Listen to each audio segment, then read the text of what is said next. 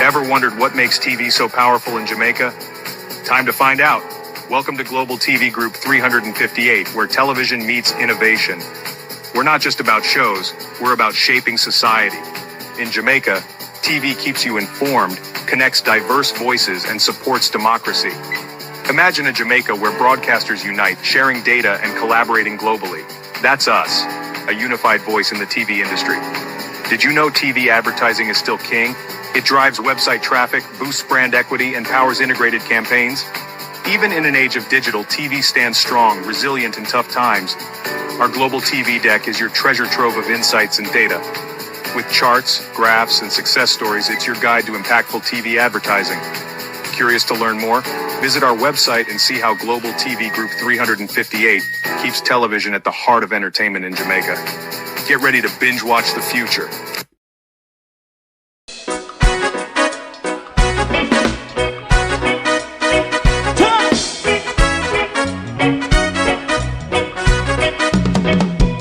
Too long in our little ghetto, run keep going on, let's process. For children of Israel do really love rights. So just as I and I as a watching man, I run Babylonian walls. Oh, children of Israel, I should never hold thy peace. What wrong is going on? Hey, oh, night. We gotta bust down Babylon walls. Preparing the way. Preparing the way for your people. Let's go. Fight down war and crime. Fight down. Me say Rastafari. War and crime. And do that righteousness. And we love. And we love Jaja. And we love Jaja. Rastafari. And we love Jaja. We love Jaja. We love Jaja. Rastafari. Preserve all people.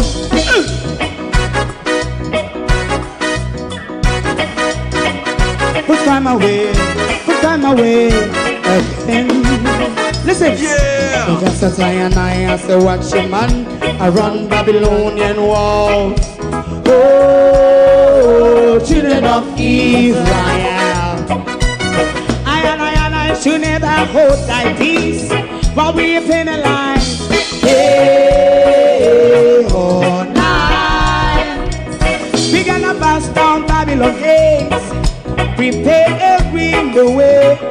Preparing the way for Rastafari.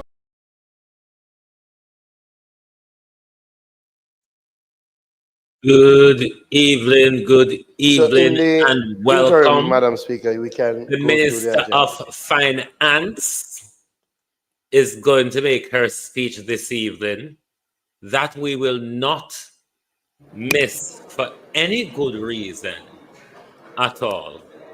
Good evening and welcome, everyone. Thank you all for joining us this evening. It is an evening when we will hear about the money post Melissa. What will the Minister of Ants told us? Because you know you have several ants. You have big head ants, red ants, biting ants, mad ants, and of course you also have fine ants. We will await Lady Esmeralda's presentation. Statement by Minister. Announcements. Clark. Laid on the table of the House are the following: annual report and audited financial statements of the Professional Engineers Registration Board for the financial year 2023-2024.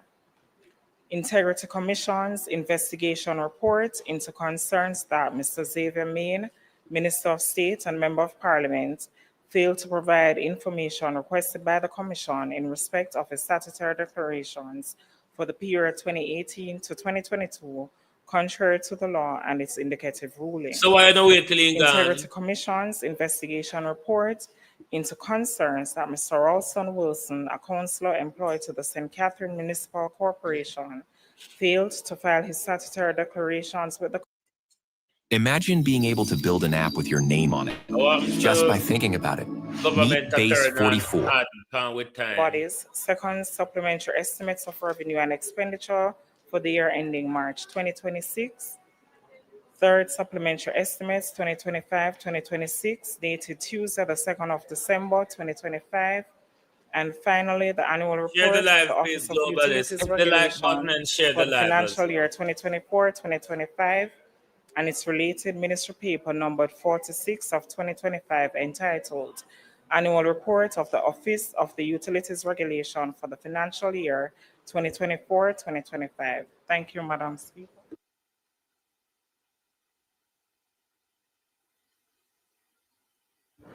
Bills brought from the Senate.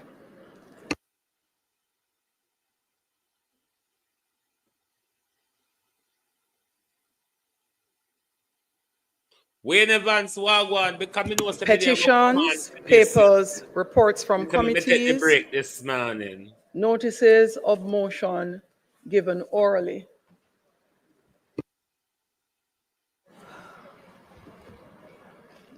What a bangarang when the Madam question Speaker, I beg to give notice that at the next meeting of the House, I will move the following motion. Be it resolved that the third supplementary estimates for the financial year 2025-2026 and the Jamaica Public Body's second supplementary estimates of revenues and expenditure for the year ending March 2026, as laid on the table of the House on the second day of December 2025, be referred to the Public Administration and Appropriations Committee of the House of Representatives for consideration and report. Madam Speaker, I further beg to give notice that at a later stage today, I will move for the suspension of the standing orders to enable me to take this motion. Thank you, Madam Speaker. Questions and answers to questions.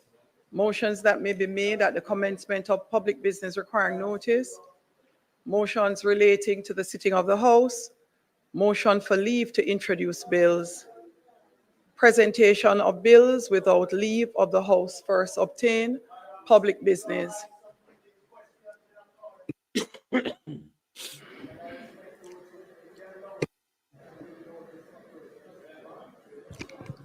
Remember then go learn JPS, then go borrow for America. I'm at public Madam business. Speaker. I'm at public business Madam Speaker, member from Madam Speaker, member. I stood under questions and answers to questions. It has not reached my desk, member. But that and has you're nothing, aware. Madam Speaker, the standing orders doesn't. House Leader. On a regular parliament day when such a speaker House Leader, turn your mic on. such a questions. The pussyism start already. Madam Speaker,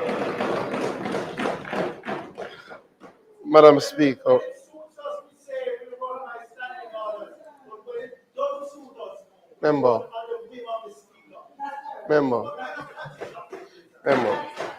House Leader.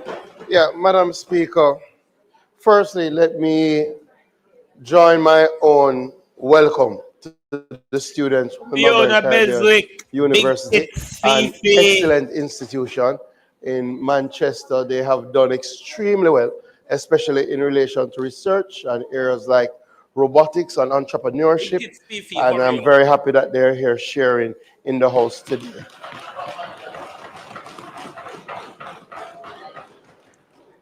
Madam Speaker, in public business,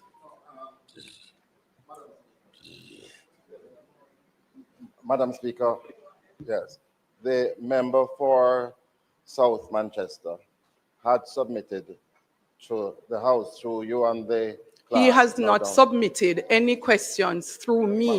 Can you wait until he's finished? Wait. The questions,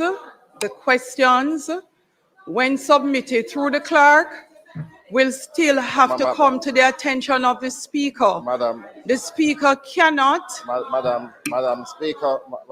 Yeah, go shut the blood The clot out of speaker cannot.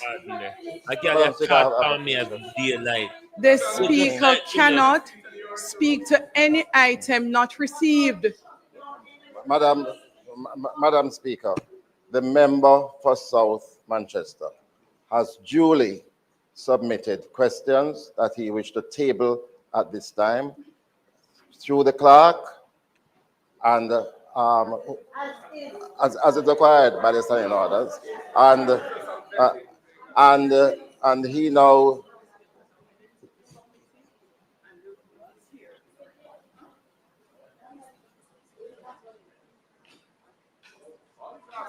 yeah.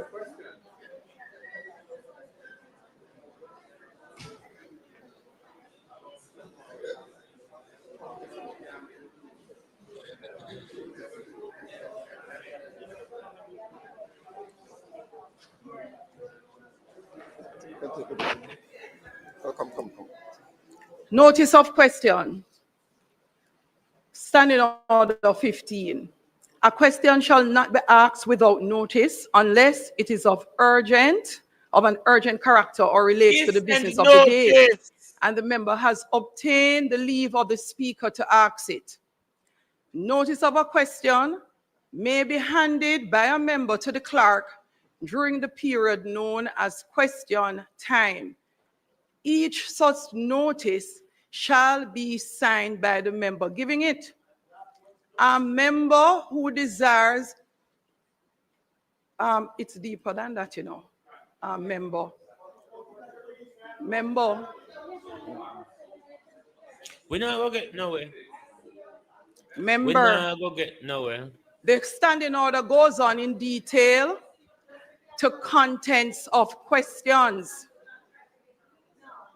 The right to ask a question under Standing Order 16.1 shall be subject to the following general rules as to the interpretation of which the speaker shall be the sole judge. Subsection A. The proper object of a question is to obtain information, and it continues. A question shall not include names of persons or any statement of fact unless they are necessary to render the question intelligible. If a question contains a statement of fact, the member asking it shall make himself responsible for the accuracy of, and it continues. I'm not going to read all of the 20 points.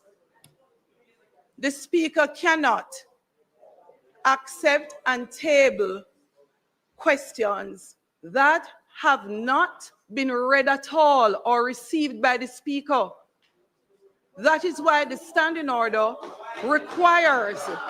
Whose fault is it, Juliet? And leader of opposition business, you are fully aware. Yes, but Madam Speaker. There is no but. Madam, of course there's a but, Madam Speaker. If for example, the speaker refuses to accept and to read this is not for example. I just got the question on my desk 1 second ago. The member came to the office of the speaker at approximately 15 minutes or so after 2. He said he had submitted some questions. Have I seen it? I answered him. I told him no. He said he would go and get it and he would give me a copy. He just did. Yeah. Peter Bunting, who did you submit it to?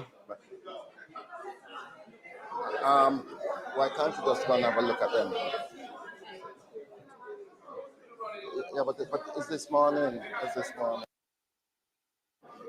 Madam Speaker, and House Leader. If the leader of opposition business would just allow me, I would pray in these matters we don't have to be contentious. The questions were sent to the clerk today. There is a requirement that the speaker must review the questions before the questions are tabled. Why the clerk did not give it to the speaker? Because before the questions are tabled, before the questions are tabled, the speaker must review, because if the questions do not accord with the rules, if they include statements of fact, etc., etc., etc., that cannot be verified, hold on. The No speaker parliamentary shall privilege be allow them the be even sole if judge. So, members, allow us to be reasonable. If the speaker, if the clerk gets the questions today, the speaker has to review the questions. You're giving notice of a specific set of questions. You can't give notice in general. The notice is attached to a specific set of questions. You members and members on our side, let us go over this again. The notice is attached to a specific set of questions. You do not give notice in general. You give notice that you're going to ask these specific questions. Before that can be done, the speaker has to review the questions to ensure that they accord with the standing orders. The questions came in today. The speaker will do her review and will revert to the member. House Leader, I will ask you not to take your seat as yet. Let me read further for the member. Subsection 2 of same standing order 16, not disrupt the whole even PMP, which is why you are sure the speaker is required to review before just putting a document forward.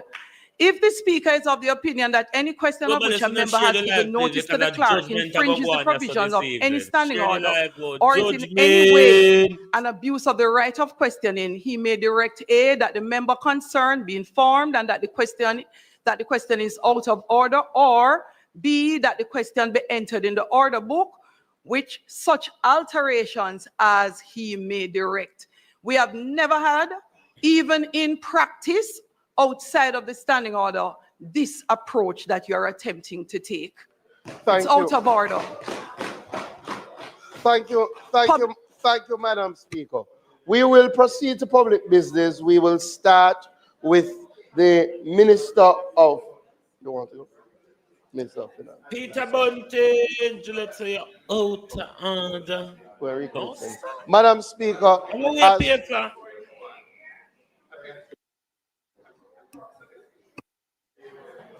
Thank you, Madam Speaker. The crux of this issue, yes, you have to review the questions, and a reasonable time ought to be provided for that. These particular questions were submitted by email before 10 a.m., we're told, today. So they've been at the Parliament for 4 hours. You're saying that you've just got them. So a member could reasonably expect that those questions, which may not be lengthy, could be reviewed and approved so that they could be tabled today, given that there's a 21-day notice period before whoever those questions are directed at has to answer. To the extent that the administrative arrangements in this House don't permit the prompt review of the questions, it's problematic because the notice period is extremely lengthy. The opposition, and that's why we're objecting about one of them, and this is the problem. Madam Speaker, I think for one to say it's reasonable that the questions are sent today, to be tabled today, is completely misplaced, right? It is completely an unreasonable approach, right? If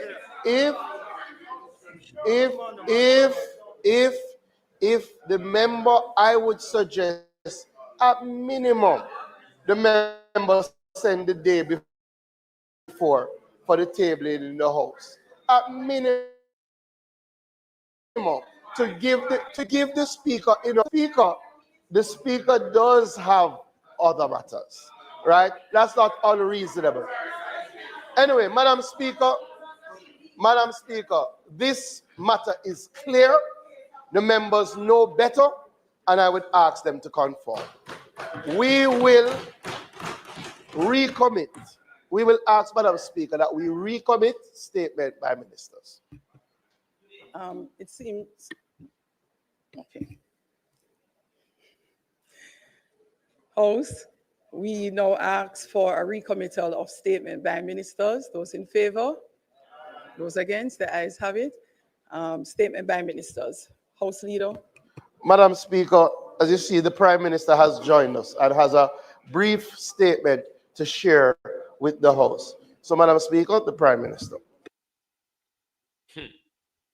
What am I going to tell you? We say I know Jankro, Federalist Jankro. When you say flight green turn bully, when you say flight green a bully, see when the young girl them for front over the laptop, you stay there. Green and easy somebody. It's a crook, just like Andrew Holness. Copies will be circulated shortly. Thank you, Madam Speaker. I rise today to update this Honourable House on the unprecedented level of international financial support mobilized for Jamaica following Hurricane Melissa, and to outline how this support aligns with our structured, disciplined, and forward-looking national reconstruction strategy. And the generational debt, we want to put people money put within. Madam Speaker, the international community has responded to Jamaica with remarkable solidarity, urgency, and confidence. Yesterday, the 1st of December 2025, the international financial institutions, the IMF, the World Bank Group, the Inter-American Development Bank, the Development Bank of Latin America and the Caribbean Development Bank, jointly announced a 3-year coordinated financing package of up to $6.7 billion to support Jamaica's US dollars, to support Jamaica's recovery, reconstruction, and long-term resilience. Madam Speaker, even before the announcement of this substantial international financing package, we already had in place a multi-layered disaster risk financing framework, which was the product of years of strategic planning, disciplined financial management, and proactive investment in resilience. This framework enabled rapid early response and the immediate mobilization of liquidity to meet the most urgent needs following Hurricane Melissa within days. Jamaica activated several instruments across our risk financing architecture. We had approximately Jamaican 5.3 billion in the contingencies fund and 1 billion in the National Natural Disaster Reserve Fund. We received US 91 million from the Caribbean Catastrophe Risk Insurance Facility, CRIF, one of the largest payouts ever made in the region. And then we had the US $150 million under the catastrophe bond, triggered immediately based upon parametric thresholds. In addition, we had US $285 million available through the IDB's contingent credit facility for rapid liquidity support, which was upsized to $300 million, and US $42 million scalable to US $84 million available on request under the World Bank's catastrophe deferred drawdown option. Madam Speaker, this totals approximately US $662 million in liquidity that was available almost immediately following the hurricane. This is the very definition of planning, preparedness, and responsible governance.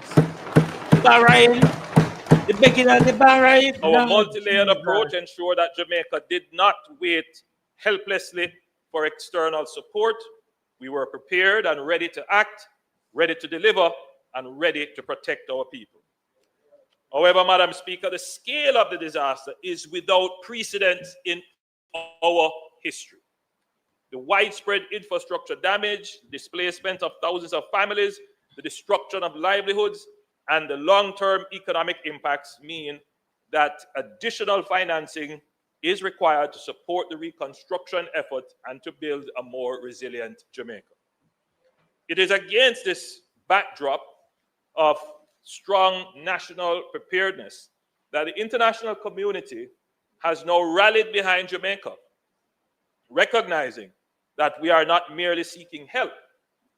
We are ready to lead, ready to rebuild, and ready to transform. Madam Speaker, the US $6.7 billion financing announced yesterday has three main components. How much tax you are going to raise? US $3.6 billion in sovereign debt financing. This is for the government to execute the National Recovery and Reconstruction Program over the next 3 years and includes up to $1 billion each from the World Bank, IDB, and CAF.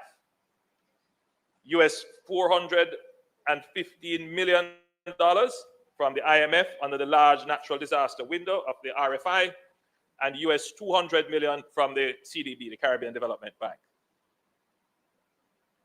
The second category of funding, second component of funding, would be US $2.4 billion in private capital mobilization.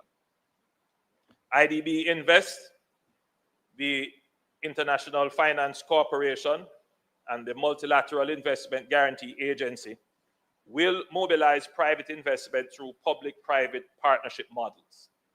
Madam Speaker, it is important to note that mobilizing private capital will be critical not only to scale up recovery efforts, but also to preserve fiscal space. It is not intended for the sovereign debt pool. This is not intended, Madam Speaker, for the sovereign debt pool, and the private financing pool will operate independent of each other. The plan is to use innovative public-private partnership solutions and structures that blend public and private finance and expertise throughout the recovery and reconstruction process. The third component would be grants and technical assistance. The third important component of the overall financing package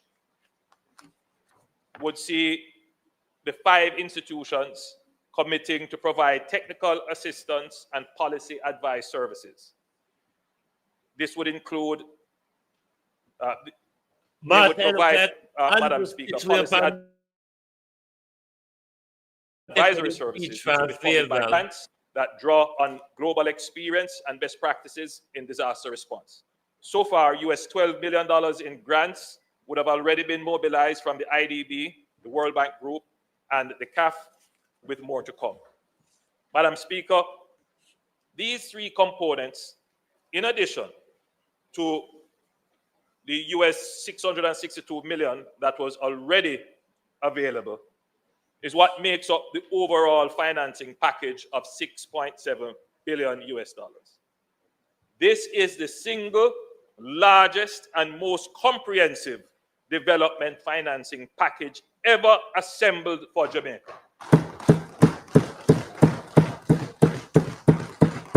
It gives us look how them are celebrate us giving away fiscal space and the multi-year investment framework required to rebuild stronger and more secure for our future. Securing support of this magnitude within 1 month of Hurricane Melissa is nothing short of historic. It reflects sustained, direct, and proactive engagement at the highest level. Over the last several weeks, we have had extensive engagements with the heads of the IMF, the IDB, the World Bank Group, CAF, and the CDB, as well as other leaders at the G20. Maybe how you do? But, Madam Speaker, let us be clear. Engagement alone would not have produced this outcome. The swift, coordinated response from the IFIs is a direct vote of confidence in Jamaica's governance. Nobody's net out, don't have to watch. It reflects the credibility we have built through the years of fiscal discipline in managing our economy, in reducing our debt, in strengthening institutions, in managing corruption.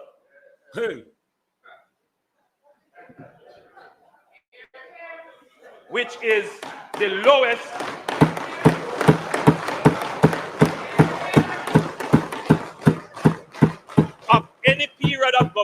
especially on the PNP side.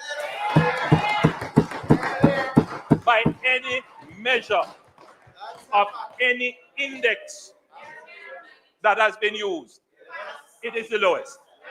A point that must be made. And it stands unchallenged. So,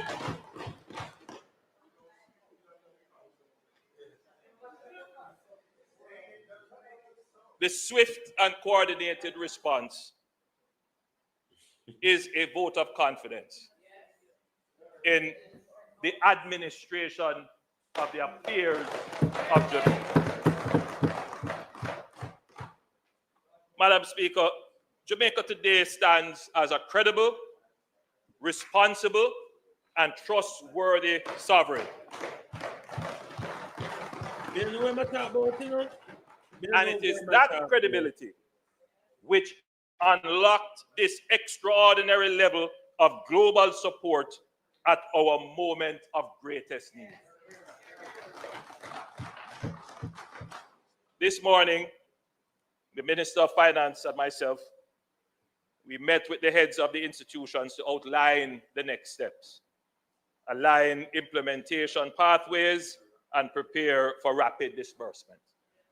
Madam Speaker, the message from the IFIs, that is the international financial institutions, could not have been clearer.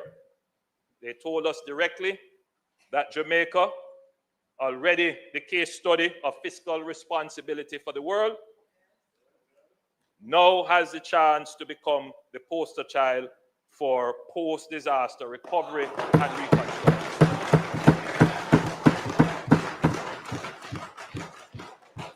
They commended the government for the decision to establish the all right, National we here today, mark your book. Go on now. Authority, NARA, noting that few countries act so quickly to set up a modern, best practice central coordinating body to drive recovery with discipline, transparency, inclusivity, and a long-term vision.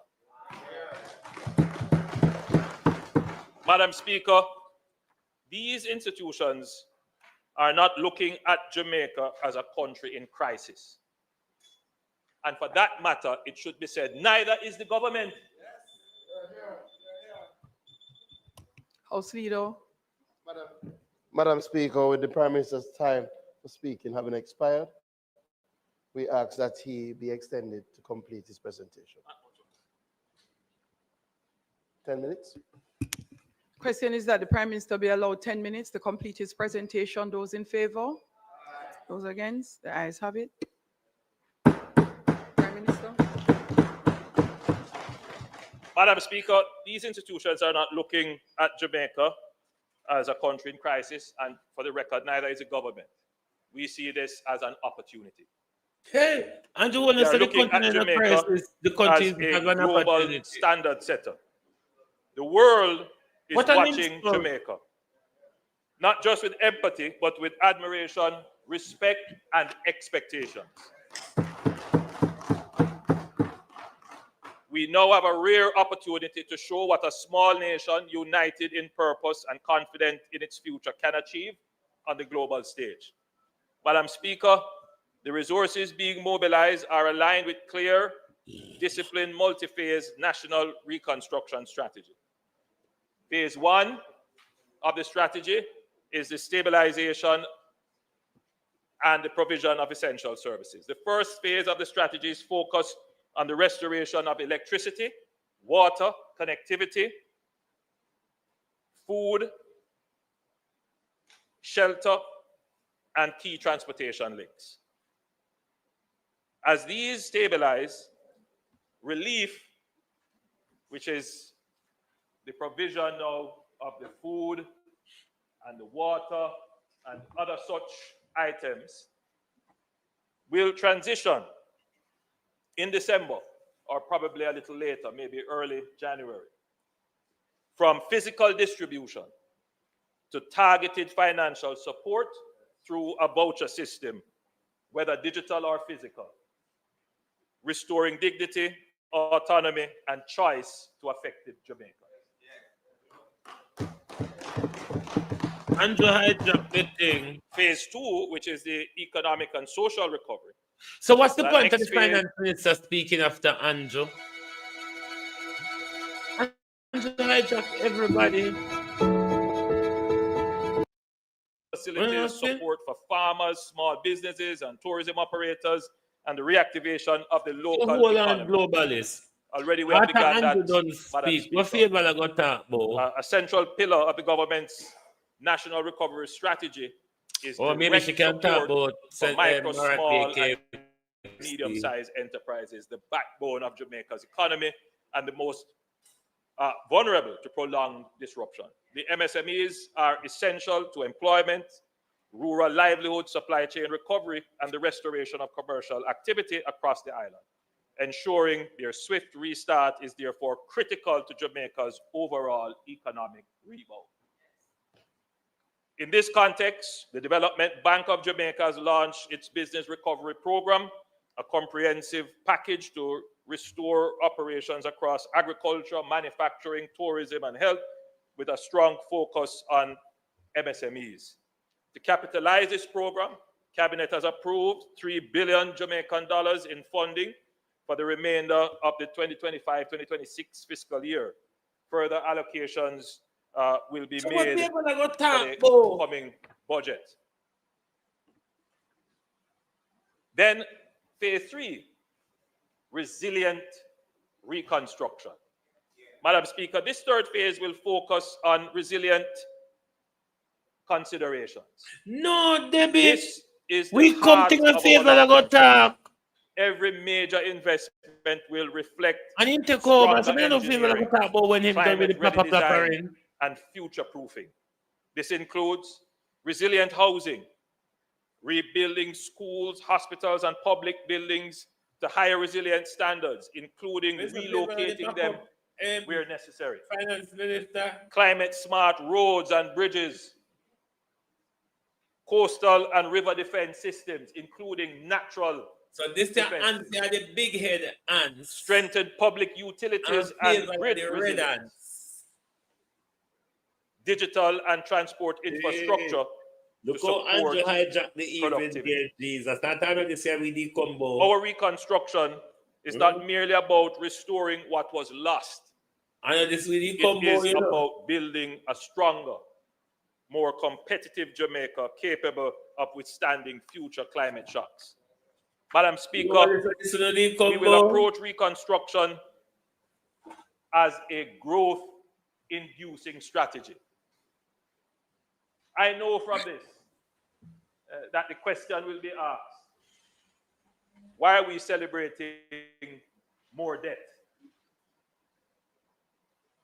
We are not celebrating more debt. Yes, that's what I do. What we are celebrating is the opportunity to make a massive investment in our infrastructure, in our people, in the services that improve productivity.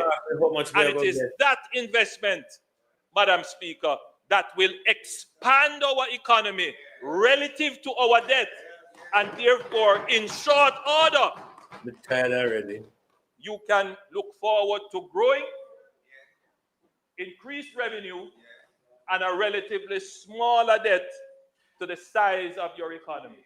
We have never before had an opportunity to spend $6.7 billion relative to our GDP. We have never had that opportunity. What will that be for our children, though? And our GDP is somewhere in the region of about 17 to 18 billion dollars, $19 billion, thereabout. The Minister of Finance reminded me, $20 billion. You're proud, as are we, proud of the fact. Yes, $20 billion.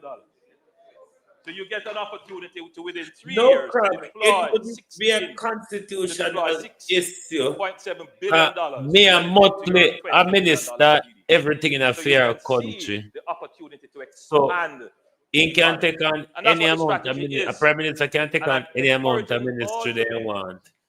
But generally, they only take on one with them prime minister job. Mainly outside of the Caribbean. Shift from crisis mode to move from disputes over the distribution of a care package here or some lumber there, and start to think, how are we going to play our part in the new possibilities provided here for all Jamaicans to benefit? So the reconstruction effort being deployed across infrastructure, housing, digitalization, logistics, agriculture, and energy will create thousands of jobs, crowd in private investment, improve national productivity, protect fiscal sustainability. Because make no mistake, there will be those looking on at our currency and say, can the central bank defend? Do we have reserves? Well, with this, we will be in a superior fiscal position to give confidence and certainty to our business sector. We will turn this moment of crisis into an opportunity to transform. Madam Speaker, Jamaica has never lacked ambition. What we have lacked for decades is the financial wherewithal to match that ambition. Leadership will not. Today, that has changed. For the first time in our history, our national development vision is backed by a robust, multi-year, multi-partner financing envelope. Madam Speaker, we now have a clear reconstruction strategy, an empowered institutional framework, unprecedented international support, and a united national will. This government will move forward with urgency, discipline, and transparency as we lead Jamaica into a new era of resilience, recovery, and growth. I thank you, Madam Speaker.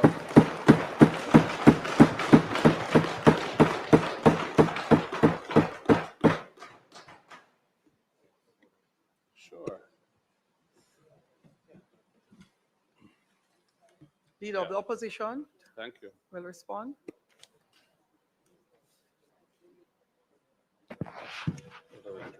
Turn it around.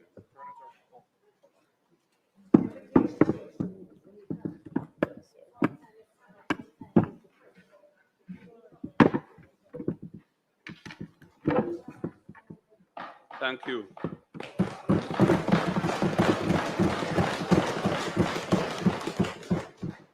Thank you, Madam Speaker. I begin by taking this opportunity to express my sympathies and solidarity with all the victims across Jamaica of Hurricane Melissa, the many who died, the numbers still not finalized, and those who are still suffering from the aftermath of this terrible storm. Madam Speaker, it is a sad situation in the configuration of the affairs of this world that we, living in a small island developing state like Jamaica, are the recipients of the increasingly vicious effects of the climate crisis, a crisis which we did very little, if anything, to cause. There is the global warming as a result of the excessive use of carbon and emissions from carbon fuels over the last few centuries since the Industrial Revolution.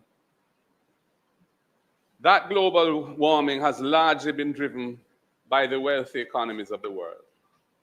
And yet we, in Jamaica and other islands like ourselves, are suffering the consequences of that on an annual basis. We were hit by Beryl or scraped by Beryl. Last year it was a serious hit. And this year we got walloped by Melissa. It's really a shame that the international financial community is still approaching the mitigation of the effects of climate-induced disasters on countries like ours by financing packages that are largely based on additional debt. These debts that we are now going to be incurring to finance our attempts at recovery are like lending money to a business that suffered losses through some kind of crisis that is trying to dig itself out of a hole from. Taking on additional debt to do that is going to be a challenging road for any country. Therefore, I don't think it's appropriate to treat these announcements in a triumphant way. Exactly. We are going to be incurring the costs of paying back this massive additional borrowing in years to come. We are in a country which has spent the last 15 years seeking to get ourselves out of a debt trap, where we've had to run massive primary surpluses every year consistently to reduce our debt to GDP ratio, with a target that's written into our law incidentally by a government from this side, which we were anticipating would have been met this year before Melissa struck us. And now we are facing a new era of massive incremental borrowing. If you look at 3.6 billion US of sovereign debt, that's over 25% of GDP of additional borrowing. That does, and the 662 billion already available, only less than half of that is in a form that's not debt. Most of that is debt as well. This $2.4 billion of private capital, we look forward to seeing whether that will be forthcoming and in what volumes, because you can't project that you're going to receive private investment as part of your recovery. I'm glad that the multilaterals are going to support the effort, but at the end of the day, investors have to be willing and there have to be projects available to them that are bankable and investable. So we will see whether or not that happens. But the reality is that only 12 million US out of $7 billion is grant funding.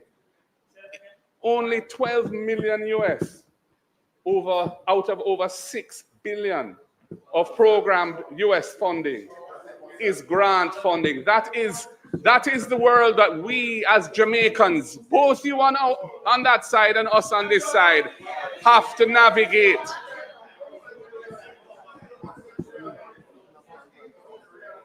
House Leader, members' time for speaking has expired.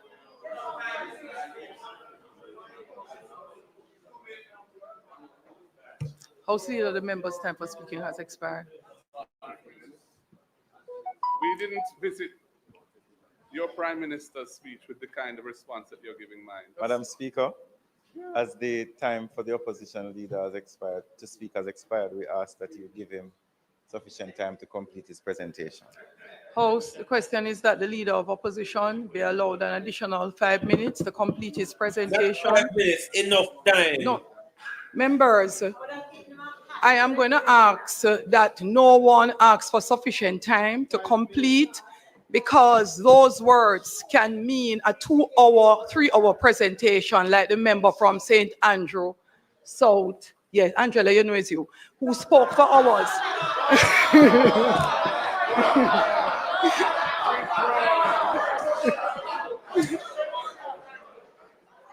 What is your point of order? What's your point of order? You're correct. That violates the standing order.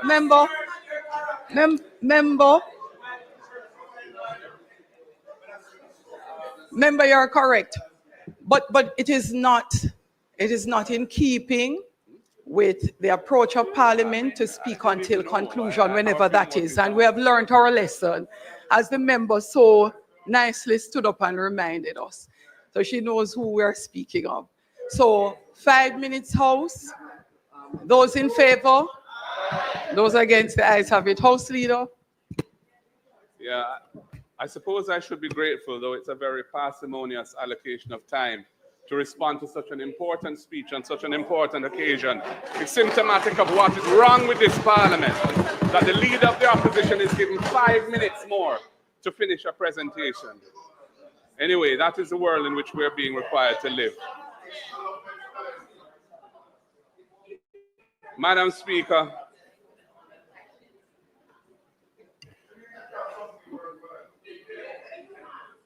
the institution which has been announced to oversee the recovery process, which does not Nobody yet hit the exist. like button, please, It is or just an pay a announcement fee if thus you're not far. hitting the like button. This national, I think, Resilience and Recovery, or Recovery and Resilience Authority, NARA, is going to, we are told, be responsible for the relief resources being spent in a judicious way, in a way that's efficient, in a way that is accountable and transparent, and in a way that accords with a sensible policy of recovery. After all, the PIOJ has indicated that this financial quarter that we're in now, the economy is going to contract by some 11, I think, to 13% of GDP relative to the same quarter last year. That is a massive contraction. And it's going to further exacerbate the debt to GDP ratio because, of course, the debt to GDP ratio has two components. There's debt and there's GDP. So what we're seeing here is that debt is going to be growing dramatically, and GDP is in the process of a free fall as a result of this terrible calamity that has hit us. So while I admire and indeed share optimism about the future, because Jamaica is such a resilient and special country, and we will get through this, I think we should approach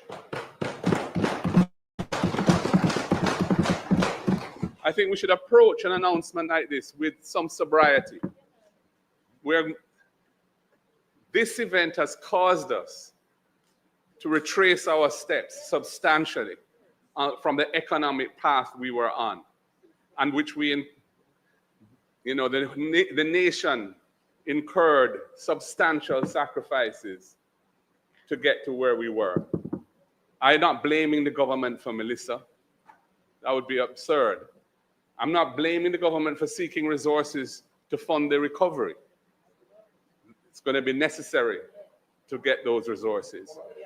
I am just making the point that this is not something to celebrate. This is not something to gloat about. This represents a substantial setback for Jamaica, and it represents if it's not administered properly, it could permanently weaken our future prospects and damage the country's future. Which is all the more reason why the composition of this recovery authority is important. I wrote to the Prime Minister on the day after the hurricane to suggest the establishment of a task force with broad-based representation, leaders from the private sector and business community, leaders from the churches, leaders from the NGOs, and representatives from the government and the opposition. The concept of NARA is consistent with that.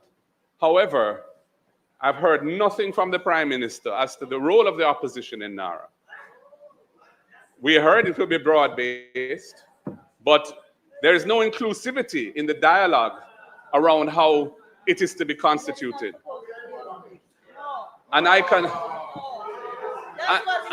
hear from the barbs that are flowing from the other side that the likelihood is that we will not be included in it.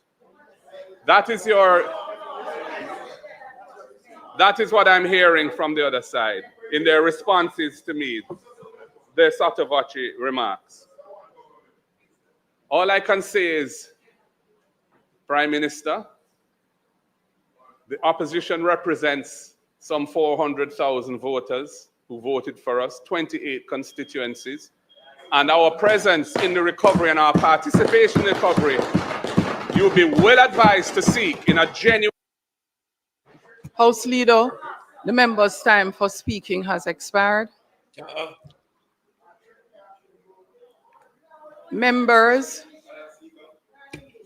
Thank you. As the member's time for speaking has expired, I ask that you put to the House that he be allowed an additional 2 minutes to complete his presentation.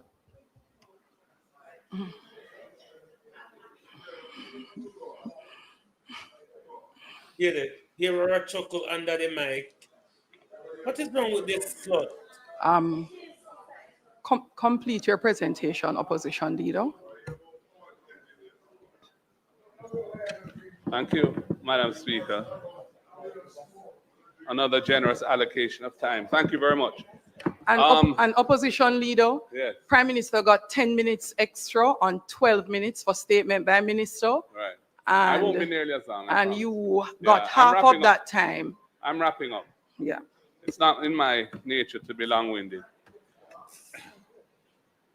So, Prime Minister, the point I was making is I think you would be well advised to seek in an authentic way the inclusion of the opposition in the governance arrangements over which these funds will be administered on this recovery, because Jamaica is facing an unprecedented disaster, the scale of which is indeed awesome and frightening to those who have to encounter it on a daily basis in several parishes across the land. So, Prime Minister, I wait to hear your thoughts on this. I have asked you about it for a month now. You haven't indicated to me your views, but you know, I'm putting to you today again what I consider to be the optimal approach to dealing with this particular matter. Time is short, and I've been asked to finish within 2 minutes, so I will wrap up now. More or none. We will be hearing about the fiscal rules, and we will be hearing about the suspension of the fiscal rules, no doubt. And I'm looking forward to the discussion around that, where I'll have an opportunity to say some more on these matters. Thank you, Madam Speaker.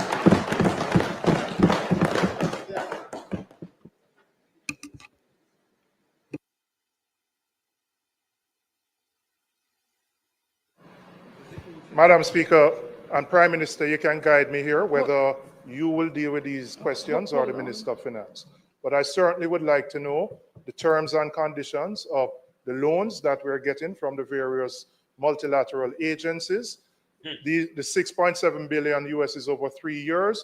What we intend to draw down in year 1, year 2, year 3, whether there are conditionalities tied to these loans, whether the monies have to be used specifically related to rebuilding exercises or whether it can be used more broadly. So you can guide me as to whether you will answer or the Minister of Finance will provide those details when she speaks later. Any other questions? You may go ahead, member from Portland Eastern. Mr. Prime Minister, thank you, Madam Speaker.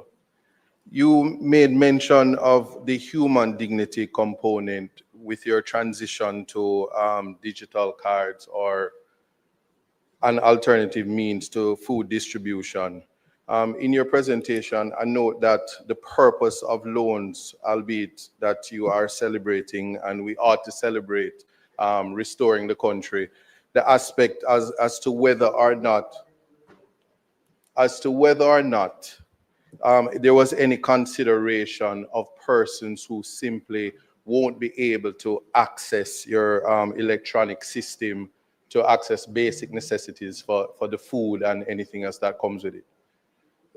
Also, in terms of an allocation, is there a specific sum that goes to the persons who are the primary victims and should be the ultimate beneficiary of any loan given? That is to ensure that the lives of the people are restored in a position better or at a minimum to the position they were before the disaster. and ask lastly that any consideration should consider the Constitution and the guidance on human rights when that is done.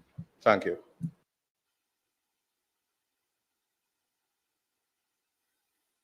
Minister, I was just making sure that there were no other mics on.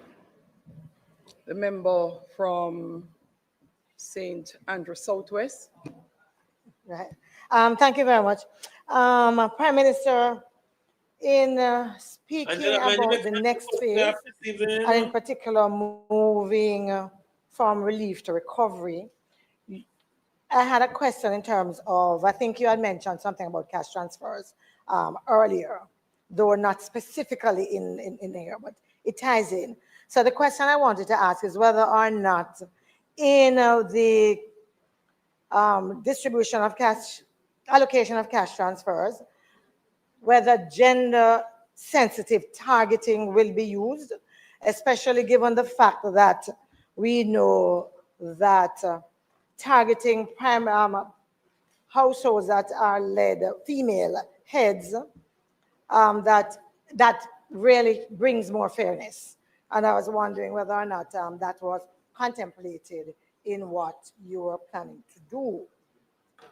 The other question that I have was really around also integrating emergency cash relief into existing welfare programs. We haven't heard much spoken about that, but I believe that that is important, although issues of connectivity and network would hamper how successful that can be. But as we are moving to restore, I am asking where are we with that and hoping that we will do that. And then, Prime Minister, you speak in the reconstruction effort being deployed across infrastructure, housing, digitalization, logistics, agriculture, and energy, that thousands of jobs will be created. Again, Prime Minister, the question I'm asking, I'm looking at how Ministry of Labor and Social Security and some of those who have done the assessment, I'm looking at the cry on the ground about the partisan nature of how it has been done, how some communities have been totally left out, and I'm wondering what will be done differently to ensure that those thousands of jobs that are created for Jamaicans and not on a partisan basis.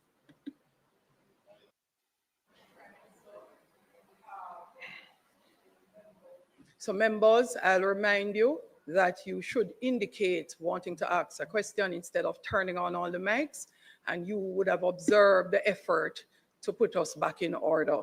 So as appropriately done, the member from St. Catherine Southeast will now ask his question. Thank you, Madam Speaker. Stand up.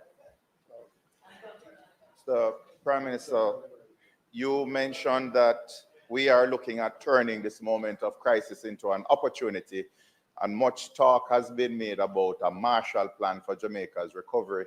There's also was a Dawes Plan in following World War I. Now, in most of these reconstruction, a Dawes Plan. In most of these reconstructions of battered economies, there has been a pivot towards particular industries. Are we going to rehabilitate extractive industries such as mining and tourism, or are we going to move towards the development of industries that can move us to a pathway of growth? For example, when the Minister of Energy spoke, there was not much discussion as to moving towards green energy, and we don't even know to this day the status of the wind turbines that we had invested in so much. So the question is, when we are reconstructing, are we going to be building a future through new enterprises and manufacturing, or are we going to go through the Spring Plains projects and the Garmex fiascos of the 1980s, which we ended up paying for, as the leader of the opposition said, for years later? Thank you.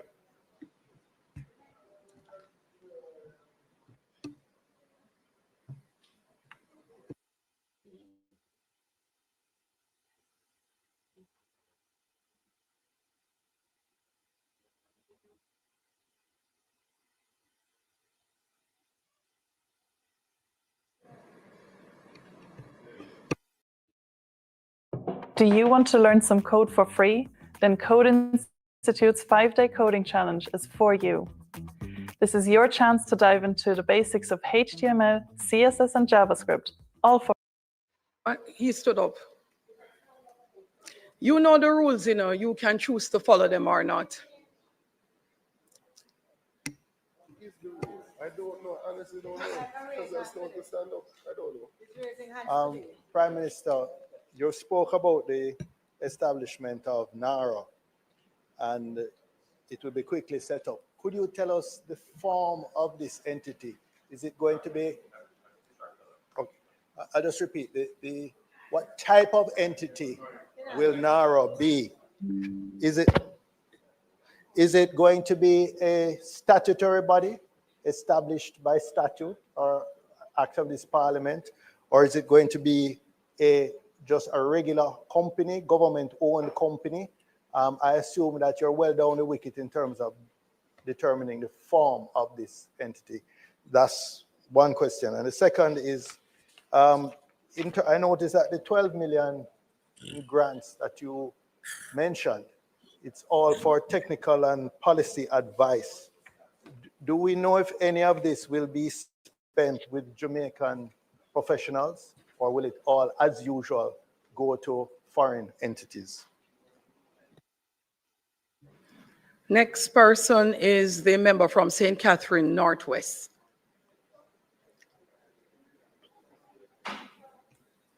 You may turn on your mic, member.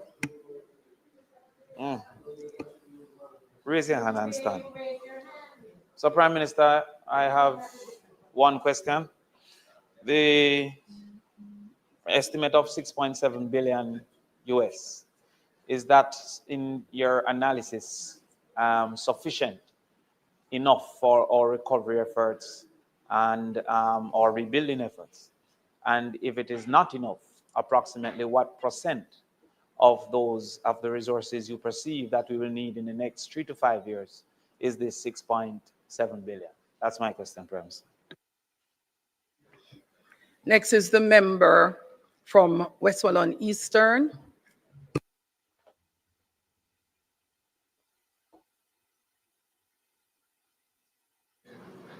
Thank you, Madam Speaker. Prime Minister,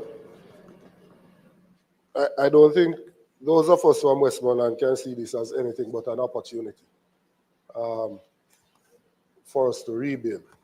Normally, rural development is not given primacy of focus, and that leads to migration to the urban centers and all of those things. In rebuilding Western Jamaica, one of the fundamental issues confronting the people there is the issue of landlessness. They don't own the piece of land that they occupy. That leads to several other issues. Some persons don't build permanent structures because they don't own the piece of land. And that puts them at risk when we have these weather events. So I'm just asking that in the rebuilding process, that security of tenure and giving the right to the land that these persons have been occupying, that be placed at the forefront, especially for majority of the persons within the parish of Westmoreland. So I note that the member from St. Andrews Southwest, who ridiculed the efforts to have members raise their hand, is wondering if raising hand is still the standing order. After that, the week following, the ruling was as exactly in keeping with the standing order. The standing order requires that a member stands and upon catching the eye of the speaker, so you are required to stand. The member from St. Andrew West. Thank you so much, member. Thank you, Madam Speaker. Prime Minister, as Jamaica assumes the role, this new role as a poster child for climate resilience, are you likely to support the Barbados initiative that looks at reforming the financial institutions so that the Barbados Initiative. No, is that to reform the financial institution so that we can get better terms for the financing for recovery.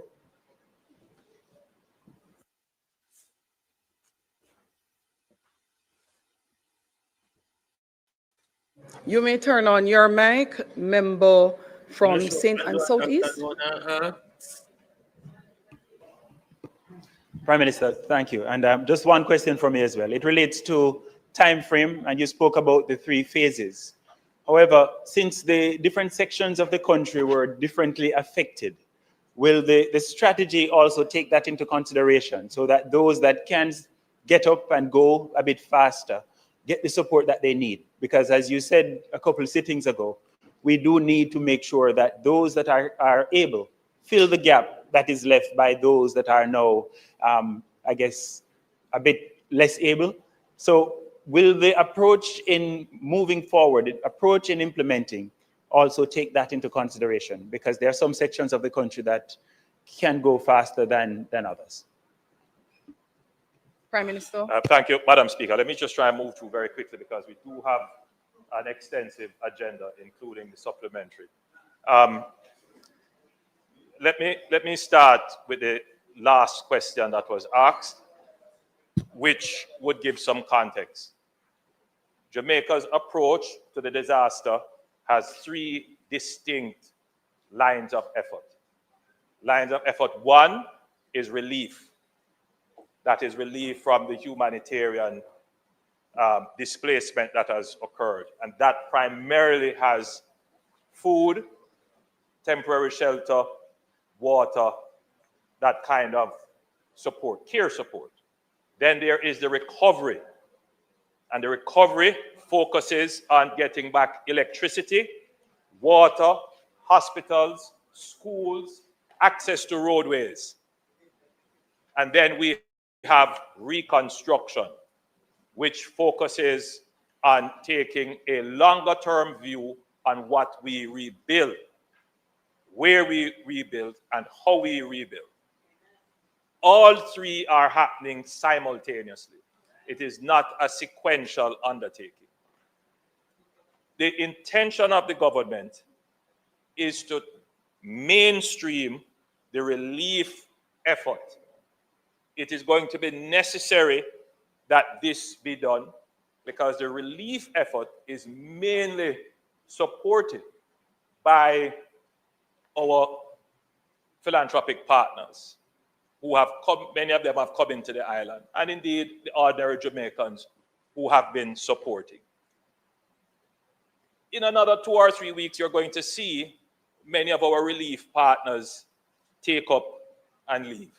It is natural. That's how it has happened all around the world for a long period of time. Some have longer staying capacities, others come for a specific purpose. Okay, you said that last week. Move the on. Government can't continue to have a special relief effort. A principle that this parliament must appreciate, or I'm certain that we all do and understand, is that there is a government. And yes, the opposition is a part of the government. And the government has ministries, agencies, and departments that are established to provide support through the regular social safety net system, whether it be PATH, whether it be rehabilitation grants, which we do normally. So the government will transition the relief effort into a more mainstream response stood up by the ministries, departments, and agencies. Inasmuch as members of parliament have been clamoring to want to deliver package, to want to deliver roofing material, there will come a time, and it has already come, where the members of parliament will be saying, take this away from me, I can't manage it anymore.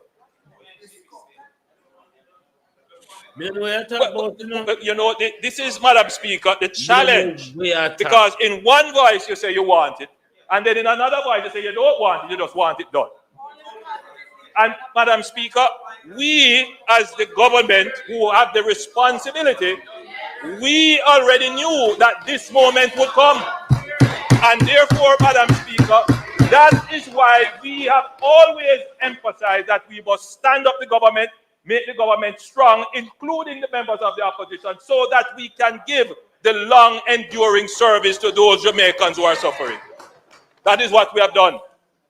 So, Madam Speaker, the idea that somehow the relief effort has been partisan, unfairly distributed, the main proponent being my sister and neighbor from St. Andrews South West. Are you quarreling from last week in a finish, you know? Again, the Prime Minister is misleading the House. Exactly. By saying, and besmirching, yes, my character, by saying that I am the main proponent. Obviously, he's not on social media. He's not reading what others are saying and writing. I am only bold enough to say it to your face. Yeah.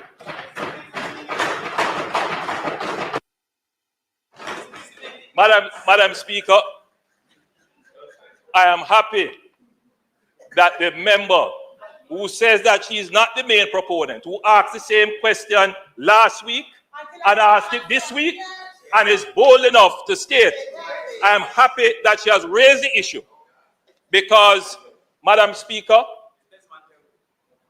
as I travel through the country, supporters of the Jamaica Labour Party have come to me complaining that the PNP MPs who have gotten substantial relief aid have not been distributing it to them. And I want to put it on record, Madam Speaker, that when they have come to me, I have said to them, in the interest of unity and peace in this country, that we wouldn't raise it or complain about it. But there is obviously, Madam Speaker, an effort to destroy the goodwill and to falsely accuse the government in a very malicious way. In a malicious and the truth. And we have, Madam Speaker, made every attempt to be fair in how we have distributed the public's resources, not our resources, the public resources.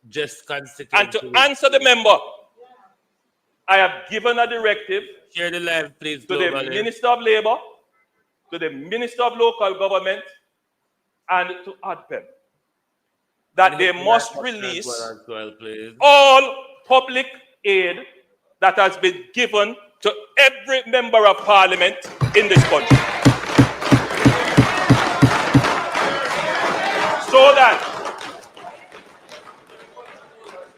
the unfair and malicious attempt to cast the government in an unfair light can be dispelled by facts.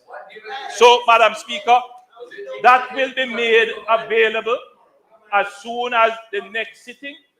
And we have also said, I must say, Madam Speaker, I received yesterday a very good report from ADPEM that they now have in place a proper system to manage inventory. So very soon, we should be able to have a public access website where we can see everything that comes in and everything that we will put an end to this deliberate, malicious attempt to destroy the reputation of the government. Madam Speaker, and we will see when it happens who has gotten more. Madam Speaker, no, I'm on my feet. Shut along there. So we will disclose everything that has been given to constituencies. Let me put it that way. Well, it can't go to the constituency unless it goes through the MP. So, Madam Speaker,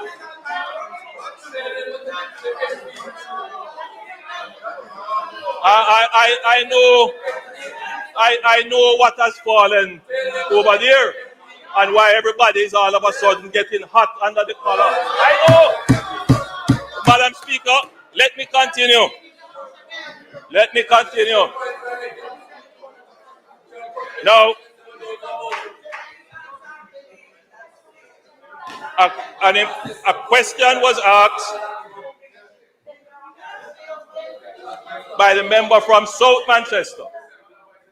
And your question was that there was 12 million US dollars of grants given. I'm constrained to say, member, that the grants are specifically for technical advice. There are other grants given in relation to the question asked by the leader of the opposition. There are other grants which ministers who are in the various areas where those grants are given will speak to. But 12 billion for this case is for technical advice. 12 million. And you are correct in the sense that sometimes these grants come with conditionalities as to who would be the consultant, and some countries have precisely, and some countries do have a requirement that by their law that some of their aid has to come through their local companies.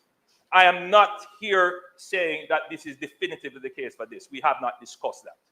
Which brings me to the question asked by the member from Southeast St. Andrew as to whether or not you wanted to have more details as to how the loans will be accessed, when they will be accessed, the conditionalities and interest rates and so forth. So today was, so just to back up so that the country understands clearly. 2 weeks ago, I had a discussion with all the international financial institutions at the G20. That discussion centered around how we can assist Jamaica's recovery. I asked for a particular kind of support. It was considered by the IFIs, and they came together and they made their release on Monday. Answer the World Bank and the Americans. This morning, I had a call with all the IFIs, including the head of the IMF, the head of the World Bank, the head IMF of not tell you how IDB, to the head spend of the money. CAF, and Just answer the question, shorthand, and stop growing, sir. And we worked out in broad outlines how the program will work. So I don't have for you as yet the details. The Minister of Finance will now go into the direct discussions to work out the details. We can say that the private sector loans, so what she come here to the condo if she not come with details, sir? will form part of our public-private strategy. His concern Jamaica is that, yes, money, you may say that $2.5 billion is available in private sector loans, but are there the matching investments ready to take it up? And investors. And my answer to that is yes. Because the government of Jamaica was already in the process, because of our public investment appraisal process, where we have to develop projects way in advance. In addition to investors who have been coming to the government to say, we want to do this. Can you think that yes, we understand. If you want to partner with us, you have to understand that we have to keep within our fiscal limits. And therefore, there are projects that are lined up waiting for fiscal space to be executed. So, which is why I've been saying that yes, it's a disaster, but it has also created an opportunity for us to fund projects that have been on the track waiting to get fiscal space to be operated. So this is what I mean when I say we have opportunities. So this is also a signal, Madam Speaker, to the private sector that if there are projects that have a national impact that can be done using Jamaica's well-established public-private partnership structure, now is the time to get in line for those projects. The leader of the opposition is saying in a sort of a way that we don't have the money. The point is that once the international community stands up and commits to it, it would be very rare or something dramatic negatively would have happened for us not to have access to the funding. I'm saying the private sector money, they have committed an envelope. And once they have committed that, it is then up to us to meet the envelope. And so I'm confident that we will be able to meet the envelope for the private sector funding. I want to tackle a question raised by the leader of the opposition. And in some ways, it's a philosophical question about climate justice, where the leader of the opposition said, as I have been saying since I was co-chair of the Committee for Climate Financing with Prime Minister Trudeau, appointed by the Secretary General to deal with this issue of climate change, that, of course, small island developing countries like Jamaica are not the main contributors to the issues of climate change, but yet we bear the cost of it. Our emissions clearly could not be attributed as a cause for the warming of the oceans globally, or the melting of the ice sheets in the poles, or the destruction of corals, or rising sea levels. Jamaica's carbon footprint is negligible. But you know, Madam Speaker, I am a strong advocate for climate justice. But the difference between myself and the leader of the opposition is what I'm going to say. You don't know what I'm going to say. The difference between myself and the leader of the opposition is that I am not expecting the international community to give Jamaica anything. Why not? The way I walk on big for then. Where I walk on big for.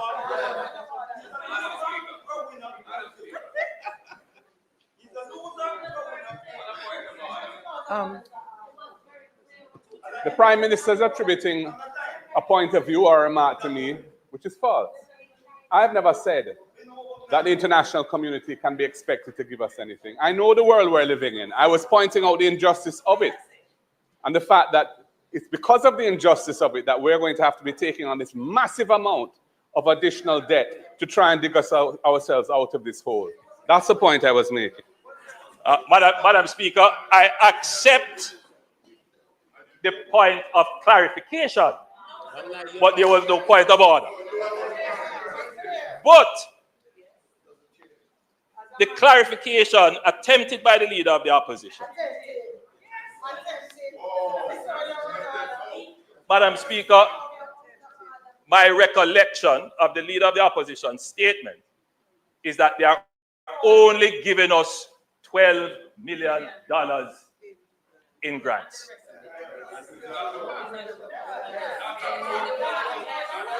With all that we need, all that they're going to give us. Let me say this, Madam Speaker. Yes, there is an injustice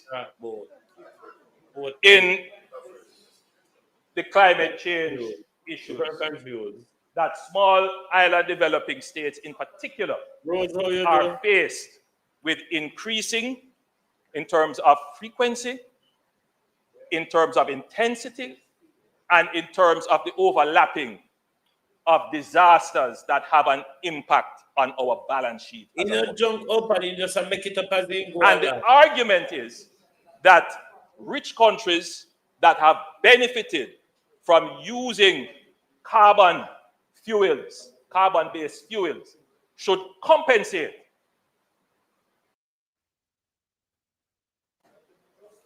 But me being your Prime Minister, the position I take is that until then, Jamaica must be able to stand on its own 2 feet, develop itself. You have just borrowed and begged over $6 billion. How do we, as a small nation, Madam Speaker, stand on our own 2 feet? Oh, you stand on your own 2 feet. The leader of the opposition's argument is that we are going to have to borrow to do this recovery. Now, I want to know, hold on, that's what he said. No. The leader of the opposition made the point that we are going to have to borrow to do the recovery. And you have made the exact point. Yes. So what else would we have to do? What else would we have to do? Which shows you the inconsistency of his arguments. But here is the problem now, Madam Speaker. How do we borrow?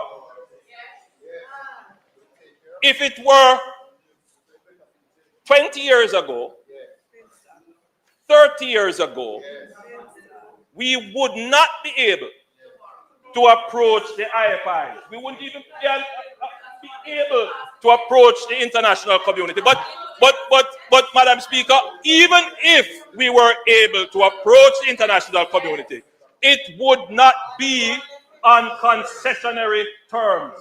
It would not be in a structured way as this. Madam Speaker, every country borrows. The real issue is, what are the terms on which you borrow? And it is the first time in a long time, in over 50 years, that Jamaica is able to approach the international community and be able to get these loans at concessionary and structured rates.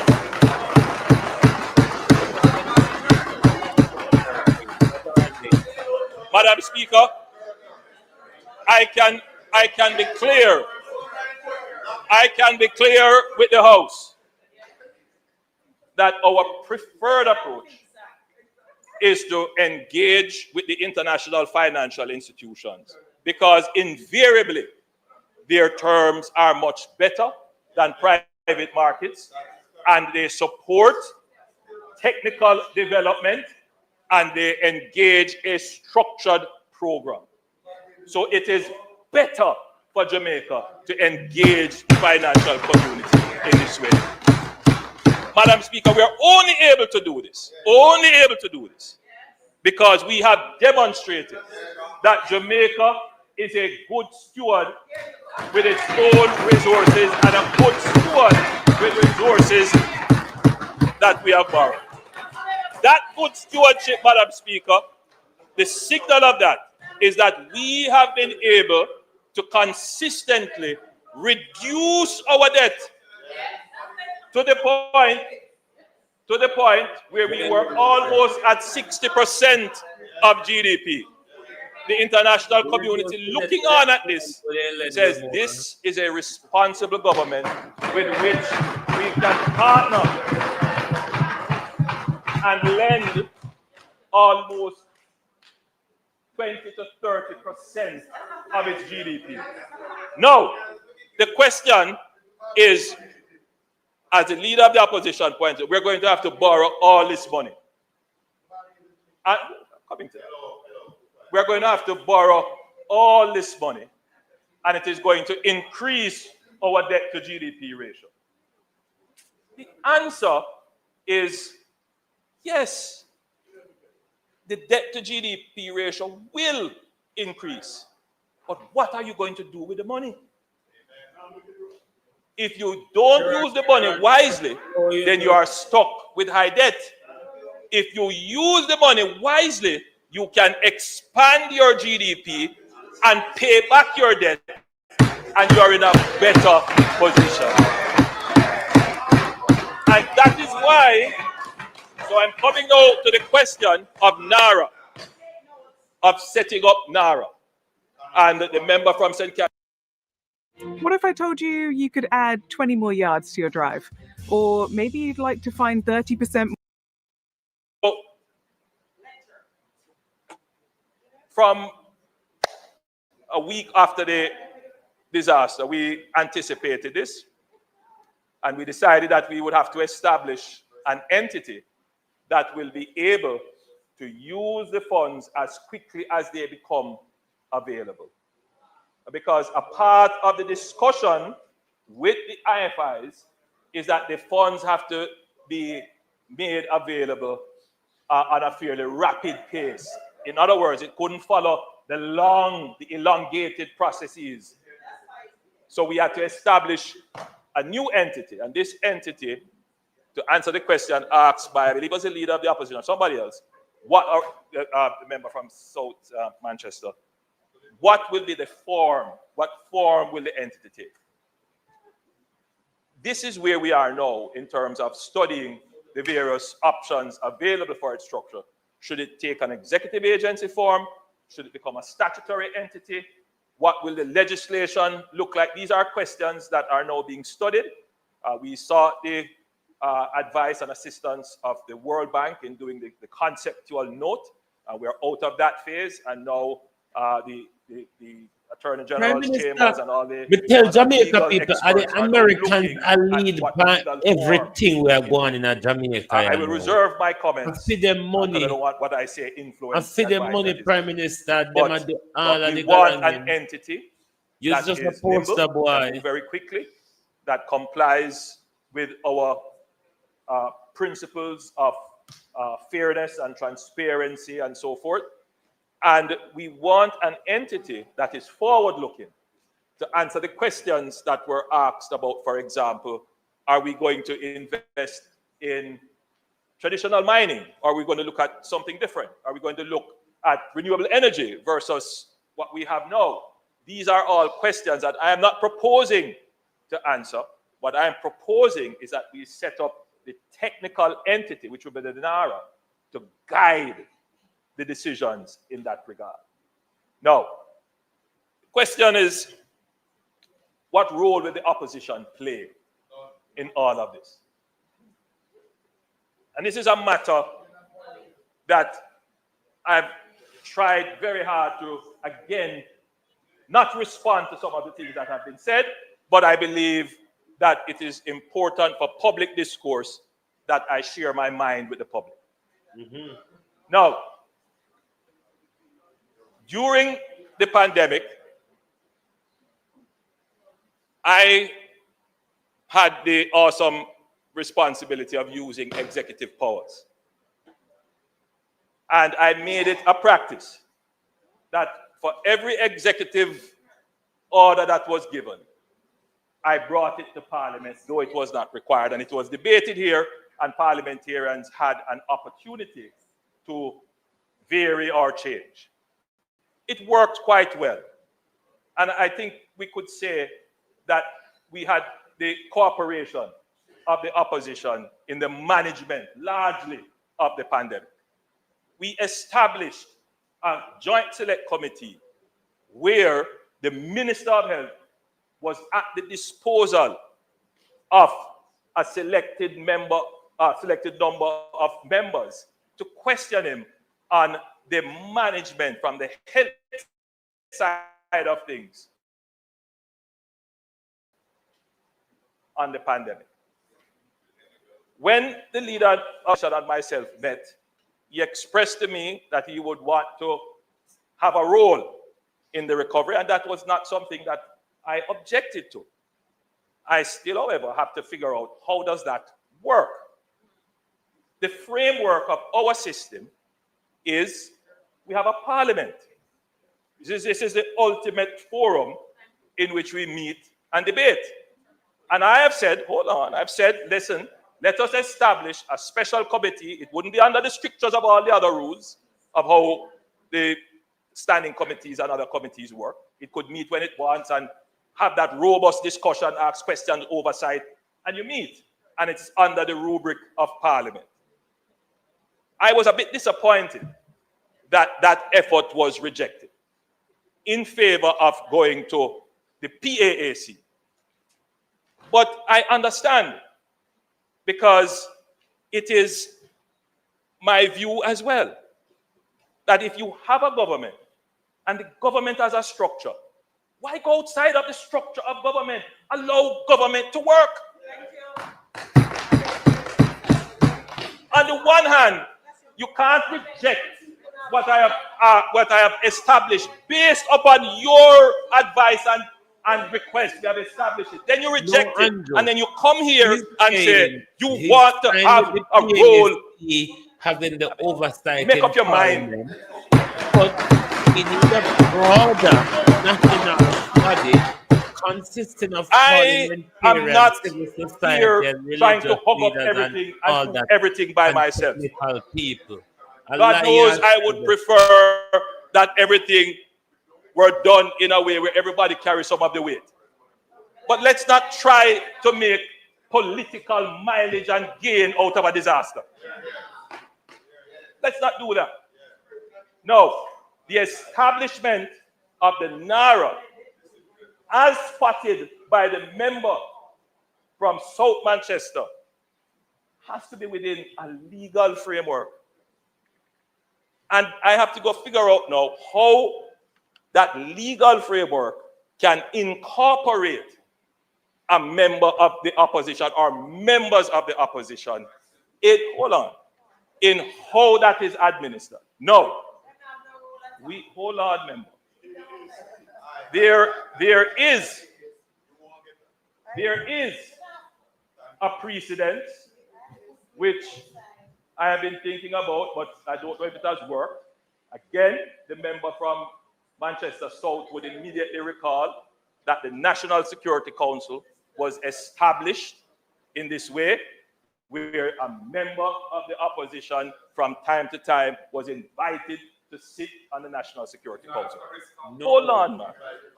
The Disaster Risk Council is an established position. And we have always said, let us use that. But you won't want to use the Disaster Risk Council. You want me to go now outside of the established structures and set up another structure.